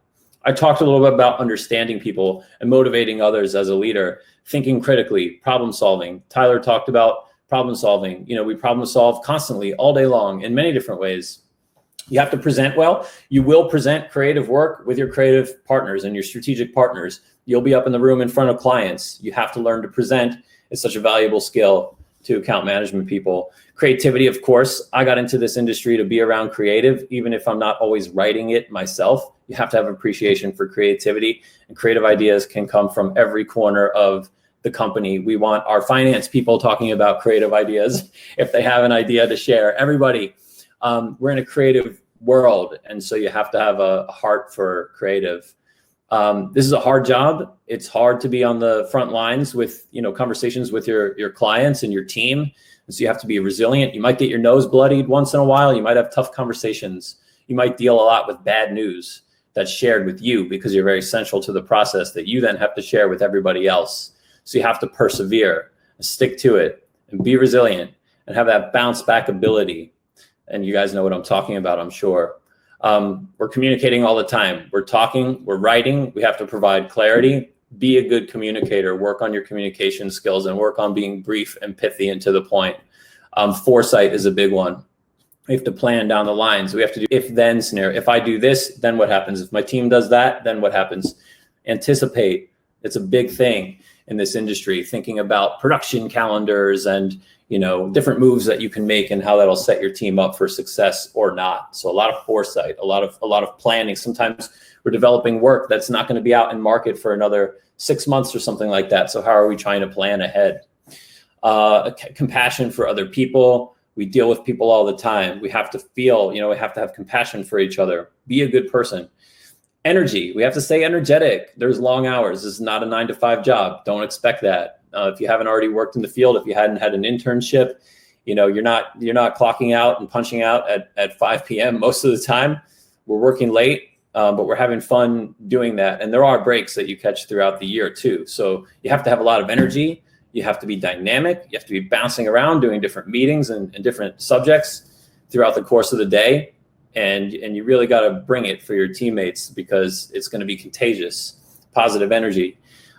Diplomacy is sometimes it feels like politics. We're having a lot of different conversations with clients. We're hearing them. We're talking to creative team. We're talking to strategy. We're talking to project management at the agency. We're working out budgets. We're trying to figure out what's fair. We're negotiating. We're trying to do deals so that everybody's happy, the agency's happy because we run a business too, and we're making our clients happy at the same time. So there's a lot of diplomacy. There's a lot of learning to work with people and mediating in this particular role in account management. And then always be teaching, always be mentoring somebody, always be teaching each other, younger people, you know, as you grow, teach the younger people at the agency, the people, the interns, the people who are just starting out, the associates, and then always be learning. And I think Tyler talked about learning. I agree with that so much. Always be reading, always be learning, not just in your industry, but ongoing education. I mean, you guys obviously do this because you chose to join us here today, and this is learning. So you're already conditioned to do this, which is awesome. Continue it throughout the course of your career. And I always believe in having a sense of humor. It lightens the mood. We deal with tough conversations. We deal with tough situations a lot of times, and a sense of humor always helps. So these are some skills. You might be like, oh, wow, Dan, that's a lot of skills. Are there top skills within this list that you might encourage me to focus on? Because I just threw a lot at you guys. Well, I would say they're all important, and some of them are hard skills, some of them are soft skills, but they're all real skills that you'll use on the job. So I would say leadership, you know, be a positive leader, be an optimistic person. It's easy to focus on the things that are hard in this career, or in any career, or in life maybe. And I'm sure you guys know what I'm talking about. But positivity as a leader, and optimism, and learning how to empower other people goes such a long way. I talked about EQ, listen, manage your time well, manage your schedule well, know how to prioritize and help other people understand how to do that as you train them, as you mentor them. Understand people, learn how to present. People are afraid of presenting, right? It's like they're more afraid of presenting than like dying or something like crazy fact like that. So, you know, learn how to present and learn how to stay organized as you do so, and present well. You represent your team, and you represent the company that you work for, and yourself. It's not just about yourself though. When you present well, you represent the creative idea as well. You have to want to be around creativity. You have to bounce back and be resilient, communicate effectively, try to be focused and pithy in your communication. Focus on writing. You know, reading a lot helps you with your writing, as everybody knows. We write all the time. As I said, we communicate all the time. So communication skills, key. Keep your energy up, always be learning. And I include sense of humor on here too, because you can't go wrong. So that's a good set of skills that actually everybody in every department here at the company would have. Again, I'm encouraging you to think about, if you're trying to find your position, find your purpose, find your role in this industry, and you feel like maybe I don't want to specialize in any one thing, but this is a good mix of my attributes, I would encourage you to look into client services, look into account management. And I use those two terms synonymously, by the way, so I hope that's not confusing anybody. Account management deals with clients. These are some positions that you would expect, and some positions you've probably heard of. Or if you look on, you know, if you're, I don't know where everybody is in their career journey. Some of you are probably looking for a job. Some of you may have had a job, may have had an internship. Some of you may be looking for a change, or maybe you're already in the field and you're just joining us to see what we're talking about here. But knowing that the large majority of this is for intern sort of cohort people, you're probably going to see things like assistant account executive positions in account management, or maybe assistant account coordinator. You know, some places might call that. Here we call it assistant account executives. We have account executives, which is your next promotion. We have account managers, or sometimes an agency will call them account supervisors. And then you may become an account director, a senior account director, a group account director, which is me. That's my job here at Strawberry Frog. Then you may become the head of client partnerships or client services or account management, or maybe then become a managing director after that. Maybe you're a CEO like Scott after that. So I would be looking out for these types of titles if you feel like this is the right path for you and something you'd like to explore. As entry level, you know, you might be looking for like assistant account executive, for instance, at different companies. That could be your starting point. So you may be wondering, okay, well, you talked a lot about different attributes and skills that you might want to have, but what do you actually do? You know, I haven't really answered the question. What do we actually do when we work with Ali and Tyler and Liz and Scott and Nicola and the finance team? What are we doing, practically speaking? Here's what a day might look like. This is not an unrealistic day. I've probably had a day in the account management role that was kind of like this recently. Working from home now, right? But of course, you know, we're up early in the morning. We're on regular work hours right now in our apartments or in our homes, and some of us in different countries around the world as we've spread out during COVID. But in the office, you know, it would also follow potentially a similar cadence. And every day is going to look different for everybody at the company. In account management, you might touch a lot of different things. Remember the spider web chart that I showed? So you might be in a team status meeting where you're just talking about, okay, team, maybe there's 10 of you on the call. What do we have to do today? What are we going to accomplish today? Team status, we're working on this. We got to do this creative presentation over here. We have to have a budget conversation with our clients later. We have to go drive out to see our clients, at their office. If, we weren't all working from home at the moment, we have a meeting later today. We're kind of doing the rundown as a collective unit of what we're going to do that particular day. Maybe we have a creative presentation. So maybe it's, Tyler and Ali and me and the rest of the teammates presenting scripts or digital ideas or Instagram ideas or something to our clients, actually a creative presentation. And we would all be presenting, we'd all have a role in that. As an account person, you might set up the meeting and say, hey guys, we're here today to look at some scripts. Tyler's going to take you through some stuff. And we've got some great ideas on the table for you. And, you would have a role actually presenting in the creative meeting, not just creative people. You might have a finance meeting. It's our job to run a business. It's our job to be good financial stewards of our clients' business. So they give us money to manage for them. We also have to manage ourselves as a business. Even though we're in client services, we have to be responsible for our business. And in account management, you can expect to work with the finance team on budgets, budget planning, and all of that good stuff. I like the business side of things too. So this is attractive to me. You might have a task force operations meeting where you talk about, okay, what's it going to look like to get back in the Empire State Building? After COVID, like what are we going to do? We're going to break up into task forces and talk about how to operate as a company now. That kind of cool stuff. So not just focusing on the work, but you're focusing on like the company itself too. Then you might go talk about a new business opportunity to bring in a new client into the agency, and maybe you work on a competitive pitch where you put together some cool ideas to take to that potential clients that they want to work with Strawberry Frog. So you might be doing that in addition to all your other client work. Then you might have that new client pitch meeting. You might actually be presenting to that person. Then maybe you go back and you do a strategy discussion with your client, working with the actual client. In this case, I work on Northwell Health, New York's biggest hospital network. They are our client. I work on that team, among other things, and I have conversations with the marketers at Northwell Health, our clients, every day, several times a day. And we make sure that those relationships are solid. We make sure that the clients love us, that we're doing the right thing by them. So maybe we're having a strategy conversation with the client about what do they want to talk about in the year 2021, and we'd be involved in that. We might have a media partner agency. So we do creative, but then there's media agencies who are placing the media out in the world on TV, on billboards. Those are our partners, and we might be talking to them. And then we have a lot of fun at Strawberry Frog. We're a great team, and we do happy hours together, all team meetings on Zoom or whatever platform it is that we're using from home. And we make sure that we stay connected and we stay close to each other and that we have fun. So maybe we end the day on this particular day that I'm showing you with a Strawberry Frog all agency meeting. So you could do all of these things in an account management job, and just imagine how you're bouncing around. You're not just working on creative. You're not just working on one thing. You're covering everything, which really energizes me, and I love it. And here's a quick list of some things you might actually be doing. These are all real things. I kind of made them up on this page to have this conversation with you, but you'll meet with your clients, the marketers at a particular brand, like LifeBridge, which Tyler talked about, for instance, Northwell Health and different things that we work on here, to talk about what they need. What do they need Strawberry Frog to do for them? What kind of messaging communications do they need from us? You'll be leading those meetings and involved in those meetings. You'll work with the creative team for sure. A lot of people are wondering, like, do account management people also work on the creative? Yeah, we're not really writing it and designing it, but we're working with the team. We have to be close to the creative team. We give feedback on the work. We figure out how to shape it. We work on the finances of the team. We work with Liz, who's going to talk to you in a minute about project management, and you're going to learn about what that's all about.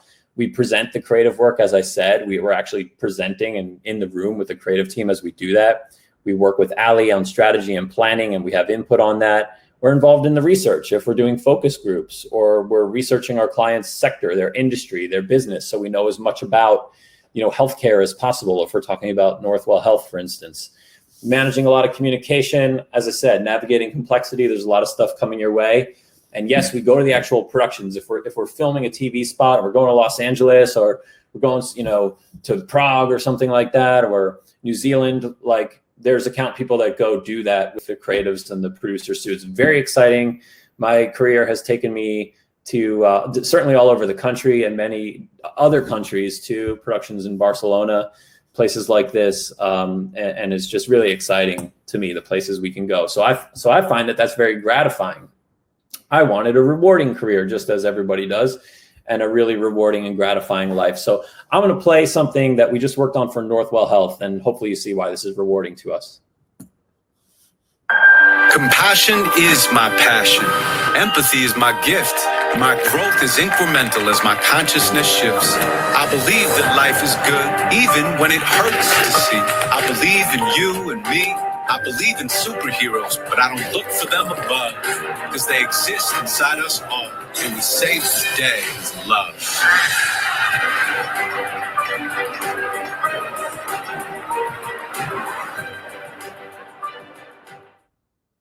So hopefully you guys love that. We did that at Strawberry Frog. We did that for our client, Northwell Health, during the height of the coronavirus, when it was the worst at the epicenter of the virus here in New York City. It clearly shows our little hero girl heading out of the hospital into the city to fight the big bad virus, which you see in the sky there with the rest of the essential frontline workers in the city. And it just really rallied New Yorkers together. And what a thing to be proud of working on from our apartments, where we pulled this off, working in all different places from our apartments with our production partners, doing animation, because we couldn't film anything, obviously, at the time. This was like April. And we did this. And this is a career which will give you rewarding, gratifying opportunities like that. I've had the benefit, just like Tyler, of working on a lot of different things in my career, not all at Strawberry Frog, but you'll have an exciting career journey. I've worked on all of these brands, done advertising for all of these brands, some of the biggest and best in the world, amazing clients. Variety of industries, the NFL, the Philadelphia Eagles. I'm a big Eagles fan, so getting to work with those guys was awesome. So go Birds if we have any Eagles fans on the line. NASCAR was a lot of fun to me, surprisingly, some soda brands on there. So some really cool stuff. I love the variety that this career and this position has to offer you, and you will find that. And so I wanted to give you some closing thoughts on a practical note as we're coming close to my time here on this conversation with you, because I'm sure you're thinking, well, what are some tips? What are some things I should be thinking about, practically speaking? So I've always benefited from a couple things. I would say read a lot, read a lot of books. I've got a big old bookshelf over here. I love reading, and I don't just love reading about our industry and some of the books that we've talked about today. Reading is so valuable if you read. I like to read biographies. I like to read leadership books. I like to read books which just teach you about people, like Malcolm Gladwell stuff. Books from other leaders, CEOs. Tribe of Mentors is a great one. It's a collection of really cool interviews that Tim Ferriss did with influential people all over the world. Brene Brown's book is amazing. And yes, read on our industry too, but I encourage everyone to expand their horizons and open their minds by doing a lot of reading and being an ongoing learner. And you'll be surprised how you can apply that throughout your career. Then I say find a mentor like as an Eagles fan, as a sports guy. You see a lot of sports analogies from me. I'm sorry if that doesn't resonate with everybody. I'm sure it doesn't, but for some who it does, I like to make little sports parallels, like Andy Reid's coaching tree. As a mentor, he's got a Super Bowl on the shelf now, but he's coached up these other guys, and he's been an amazing mentor for other people on here who have won Super Bowl rings. And the point is, find a mentor who wants to pour into you and help you win. And you have to seek that out in your career. No one's waiting for you to come to them and ask them to be a mentor. They're not coming to you. You have to go to them and find someone who you jive with and have an amazing mentor. I know that I have mine.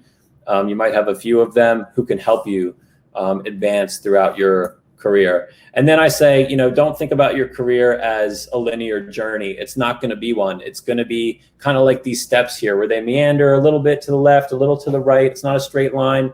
I used to think my career would be a straight line. It certainly has not been. It can be rocky at times, and that's normal. You should take risks. You should take big jumps. But at the end of the day, these rocks here are all going in the same direction. They're just winding a little bit, but they're going up.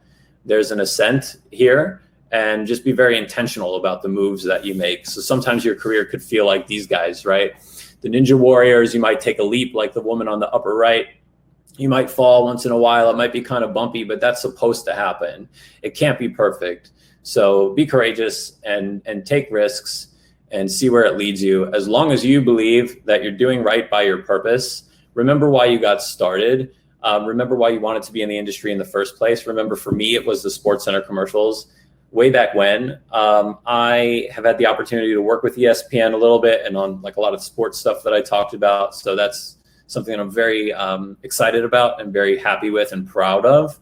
And this career in account management can lead you to some really amazing places. And then finally, I'll just say on the last slide here, know your purpose. So figure out what your role is going to be and be self-aware. You know, for me, I knew I wanted to lead. I wanted to help other people, not lead to just be in charge, but I wanted to lead to inspire. I still want to inspire people. I want to get the best out of people. And I want to bring positivity and optimism as I do that. And so, like Scott was talking about, we find a brand purpose and we activate it through a movement.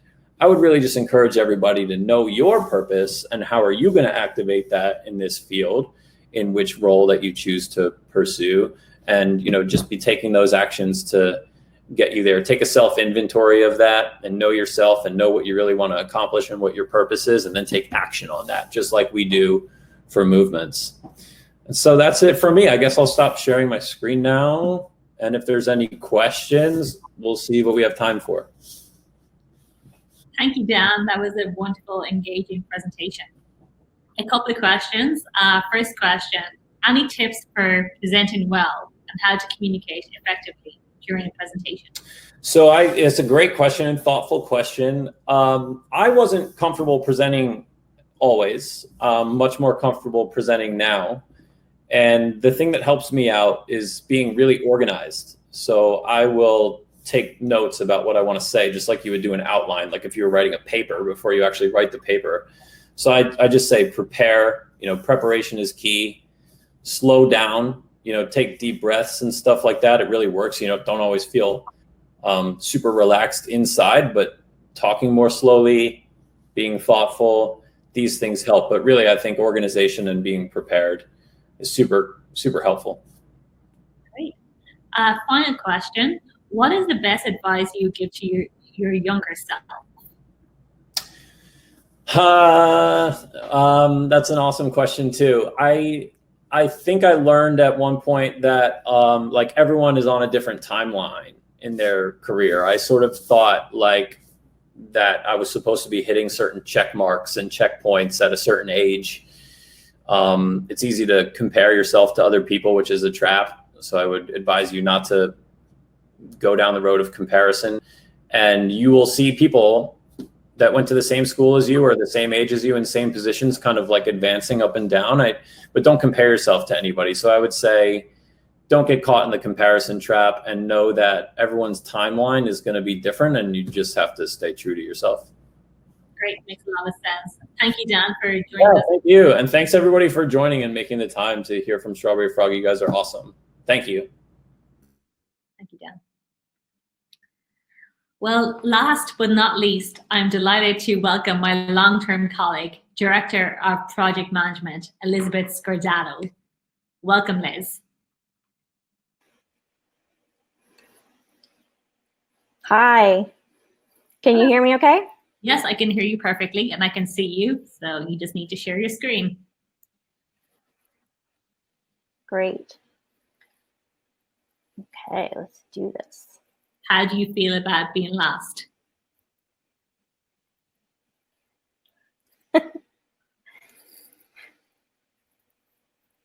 Okay. Yeah, well, thank you. You can see my screen? Yes, I can. All right, wonderful. Hi, everyone. Thanks for joining. To answer your question, Nicola, I am pumped to be the one to bring it home. We know that we save the best for last.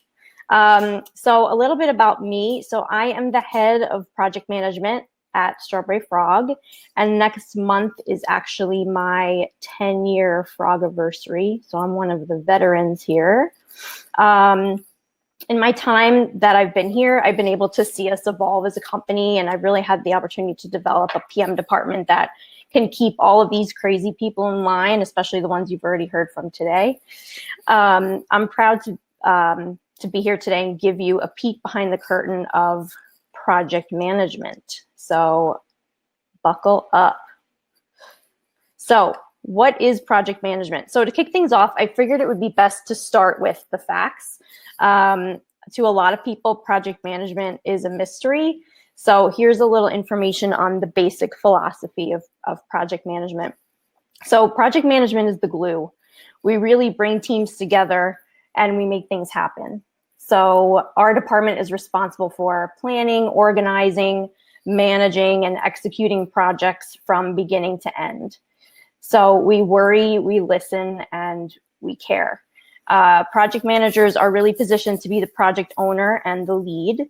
They're ultimately responsible for the delivery of high quality work and making sure it meets client satisfaction and meets client budgets and is delivered on time. So we really encourage collaboration across departments to execute work and track team progress. And while all that's going on, we're trying to keep the team motivated. So project managers really appreciate process, the progression of workflow, over communicating, and they really thrive on being the hub. So I think part of why project management is such an interesting discipline is because it's really a mix of art and science. It's a balancing act. It's delicate and it's definitely not for everybody. So these are just some examples of that. So you need to manage your team, but you also need to give them time to create. So essentially you need to be on top of people, holding them accountable, but also giving them room to breathe and to work. You need to be able to instill process and organization, but you also need to be flexible. So this one is really what this boils down to is picking your battles, figuring out when to make those exceptions to the rule. You need to help manage client expectations, but you're also advocating for your internal team. Again, so the PM is at the center of everything. So you're balancing the needs of your team while also balancing the needs of the client. The client's the one providing the budget, and you need to make sure you're keeping your team's effort within that budget. And then you can't be overly optimistic or pessimistic. It's really a mix of both. And I think that the quote below really sums up this last point. So expecting the worst, planning for the best, and preparing to be surprised. So why PM, or why choose project management? So it's not just a job, it's actually really a life skill. So I believe that if you can project manage at work, you can project manage at home, or vice versa. So you can apply the planning and the budgeting aspects of project management to your life, whether it's creating a family budget, organizing your kids' schedules, travel, vacation plans, social events. It's also a discipline that can be used across various industries. It's not just something that's needed in marketing and advertising. And something else that I really appreciate about it is that it's learning by doing. You don't necessarily have to be certified or have studied project management in order to become one. I don't have a project management certification.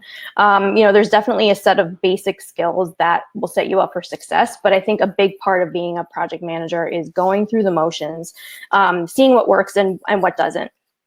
And then lastly, the demand is really, really growing right now, especially given the current state of our world. And, just this week, as I've noted there, the New York Times listed project manager in the top 10 occupations in demand. So come on in, the water is warm. So what are the skills? So these are, it's a long list, but I think as a project manager, it's a mix of hard and soft skills. And Dan actually talked a lot about these, and there's definitely some overlap between project managers and account managers. You're flexing different muscles all the time, every day.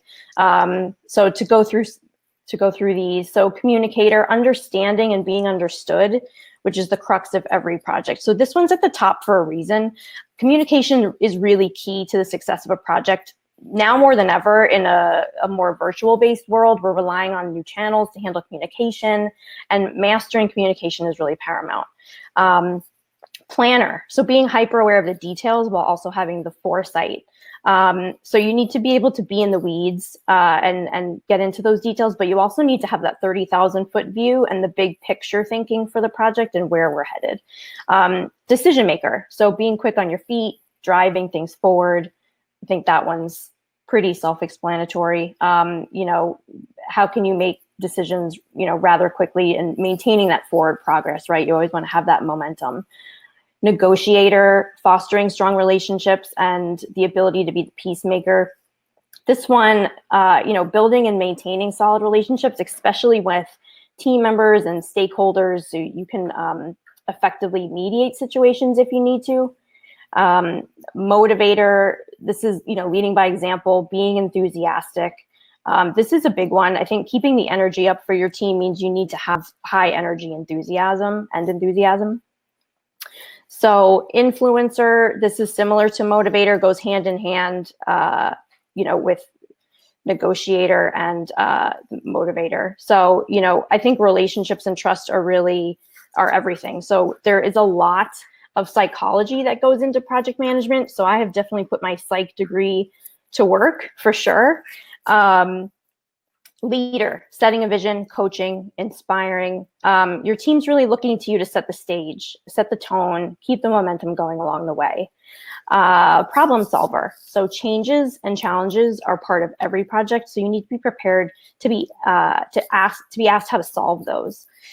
Delegator, assigning tasks to the appropriate resources. So making sure that the right work is going to the right people. There's a few things at play here. So getting resources with the appropriate skill set is one, but also making sure that those resources are in your budget. Time manager, so managing timelines, also a straightforward one. Developing the schedule is definitely a core responsibility of project managers, and keeping your team on track with that. And then last, but definitely not least, is tool master, maintaining organized and consistent communication through collaborative tools. So no project manager is complete without their toolbox. And what I'm mainly referring to here is tools like Slack or Workbook or Google Sheets. The list is long, but what are the tools that you keep that you use to keep yourself and your team up to date on progress? So let's dig a little bit deeper into the role of the PM. So they're involved in the project from the very, very beginning all the way to the end. So the next few slides outline the scoping and budgeting process, and also some day-to-day project management. So it's really going to start to deconstruct the thought process of the project manager from the very beginning. So right off the bat, PMs are involved in developing the project scope before any work really starts. So typically, this is when the PM is asking a lot of questions. So you want to really understand what the expected outcomes are for the project and the end goal.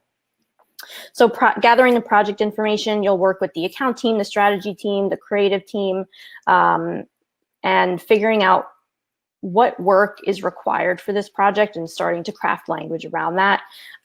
You also would want to discuss any relevant background information. What are the business objectives for the client? What is the problem we're trying to solve?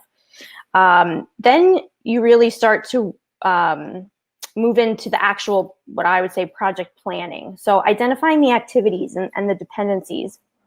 So working closely with the other department leads, you start to determine all of the activities or the work streams that are needed and which ones are going to be dependent on each other.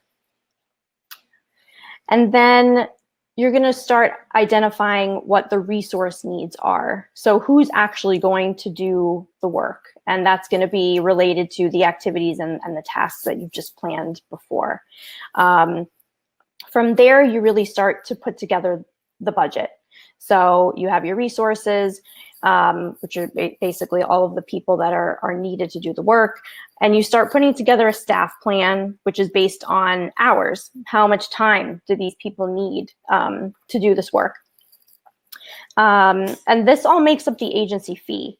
Besides the agency fee and the agency time, there's also what I have there, an OOP budget or an out-of-pocket budget for any additional needs. So for example, there could be some outside resources or partners that you need to complete the work, like maybe a production partner, for example.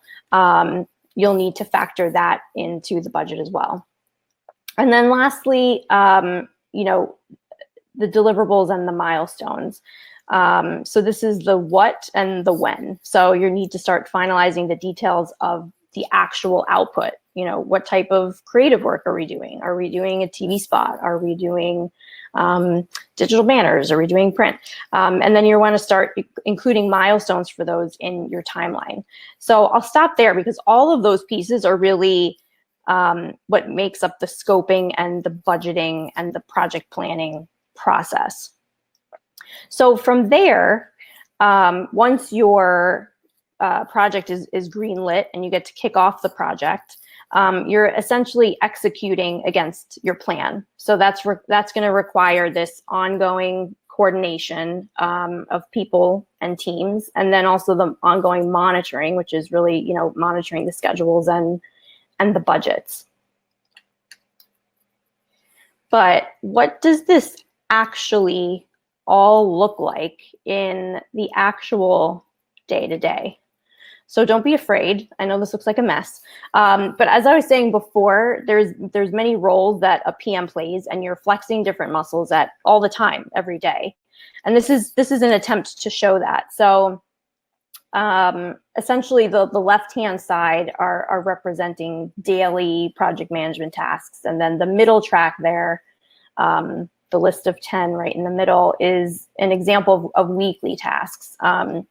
So I'll touch on some of these, you know, emails and calls and meetings. I think they're pretty straightforward. There's calls you're going to have to take, calls you're going to have to make. You know, these are all of the ways that communication about the project is being shared, and it's a big part of your day. You know, the dashboard, that could be, you know, referencing the tools that I was talking about before. Where do you go to access all of your project information, and, you know, how are you doing? So you're going to track that on a daily basis.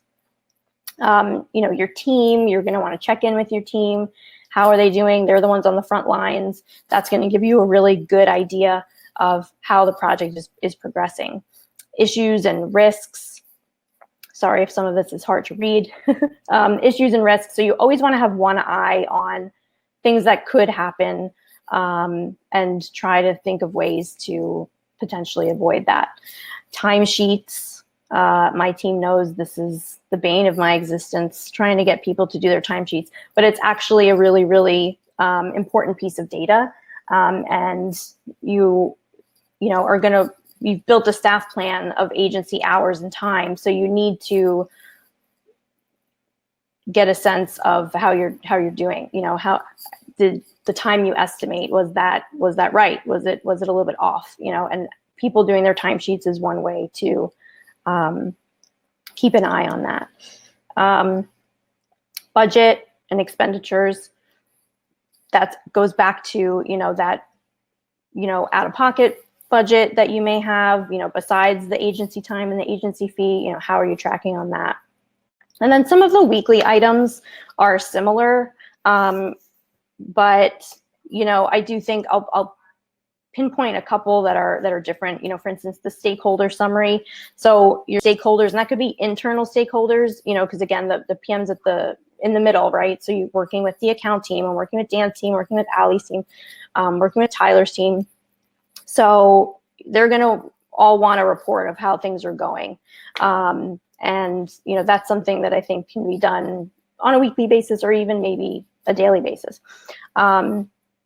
Invoicing. So at Strawberry Frog, you know, the project managers really play a role in, you know, making sure that we're invoicing our clients based on the billing schedule that, you know, we set from the start.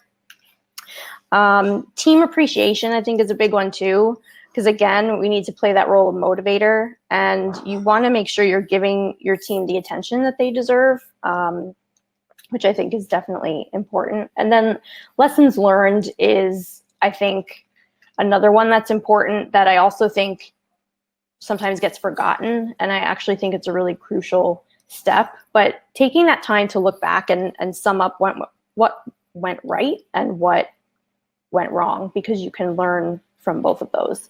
And then there's some tips on the right, which I think are pretty straightforward. So let's move on. So career path. So this is a basic career map for project managers. It's pretty typical. I do think it would depend on the size of the company and how the clients and projects are structured. Years of experience per level can definitely vary depending, again, on the size of the company.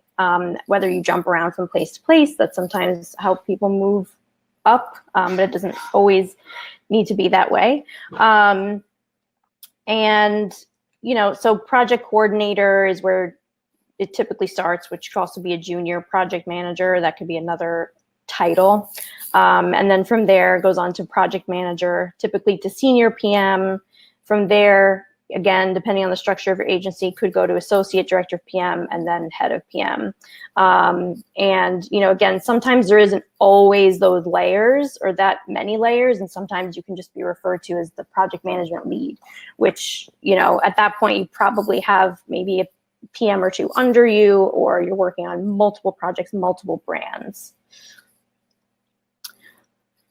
Okay. So then we get into what I like to call the real talk. So the next couple slides are really meant to be honest and transparent and no BS, right? So like many things, I think project management comes with its challenges. So the first one, not everyone understands what you do all day. And that's one of my favorite memes on the right there, which I think kind of sums up, you know, what some people may feel. So this is in the life cycle of a project. I think there aren't many tangible things that PMs produce. A lot of what we do is working with people, right? So the physical output can sometimes be a little bit ambiguous. So we aren't the ones writing the TV scripts or the creative briefs or building relationships directly with clients or coming up with movement ideas. So simply giving the answer, I manage projects, doesn't really cut it. So the next one, you can't control everything. Control freaks, this may not be a path for you. But you know, sometimes at the end of the day, you really have to let things roll off. This is again about, I think, picking your battles, which can be challenging, but understanding that sometimes there's just forces at work that you can't wrangle to the ground. And then when the project goes right, you may not always get the credit, but when the project goes wrong, you'll definitely be the first one to hear about it. So, you know, I think, again, this isn't always the case. I do think it just goes back to the lack of tangibility of some of the things that we do. And then on the flip side, this career can be very, very rewarding.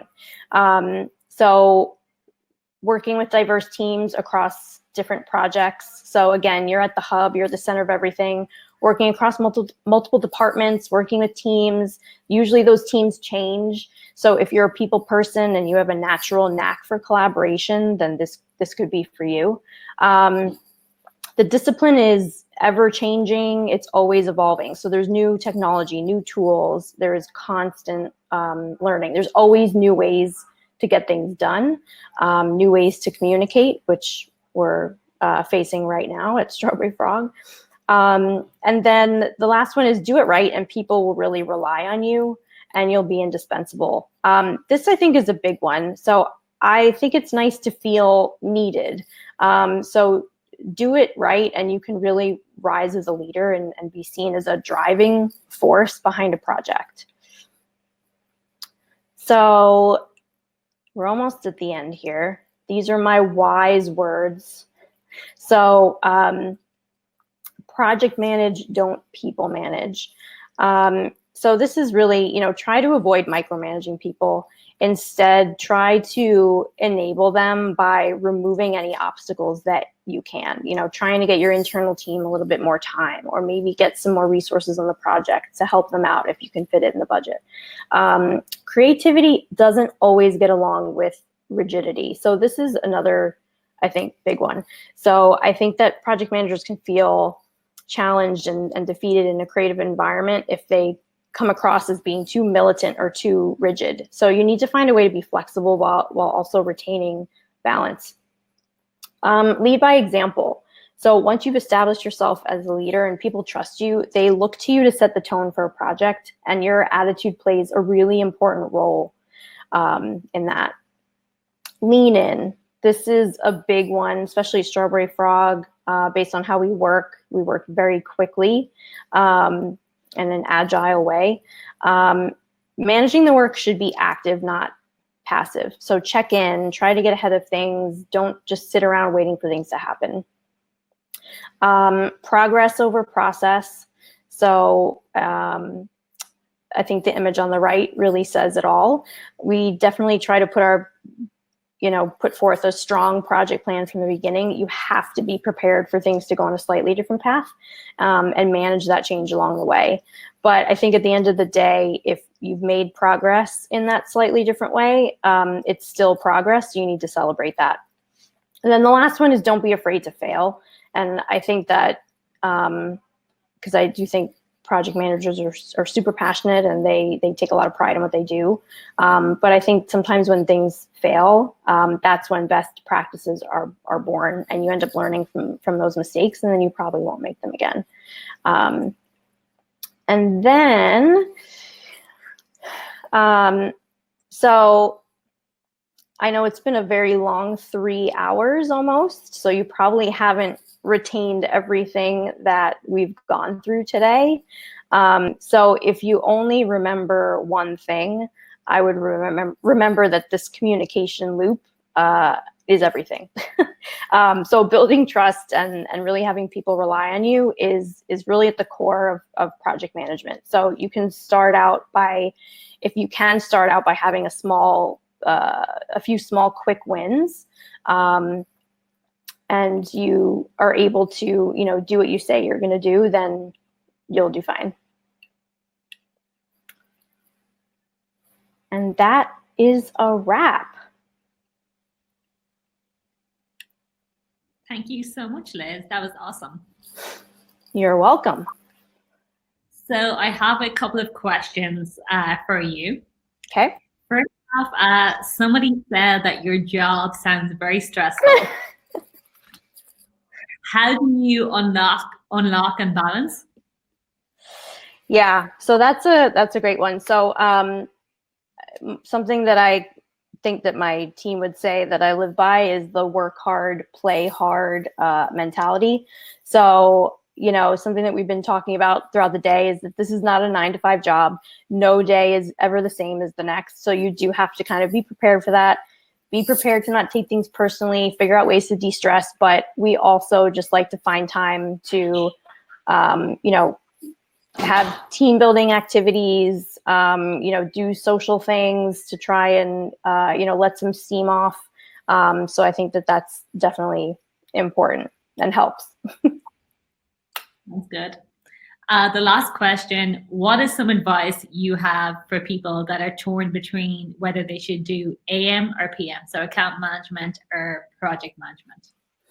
Yeah, that's another great one. And it's something that I am happy to touch on because I think similar to some of our other friends that spoke earlier, I had not a very linear path. I actually started in account management way back when, before Strawberry Frog.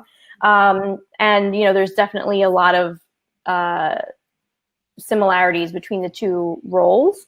But something that I learned about account management that wasn't for me personally was the exposure to the clients and having the sometimes added stress of trying to sell through. So the sales part of account management. I felt a lot more comfortable being the internal advocate and working with the internal team and that type of environment. So you can definitely, again, a lot of the skills overlap. Mm-hmm.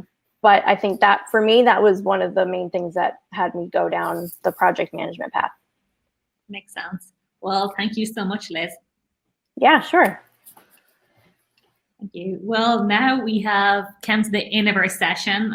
Thank you for all of you who stuck it to the very end. We appreciate you being here and hope you have gained some knowledge from today's session. If you have any questions for any of today's speakers, please email us at masterclass@strawberryfrog.com. And we wish you the very best of luck with your future careers. Enjoy the rest of your day. Thank you.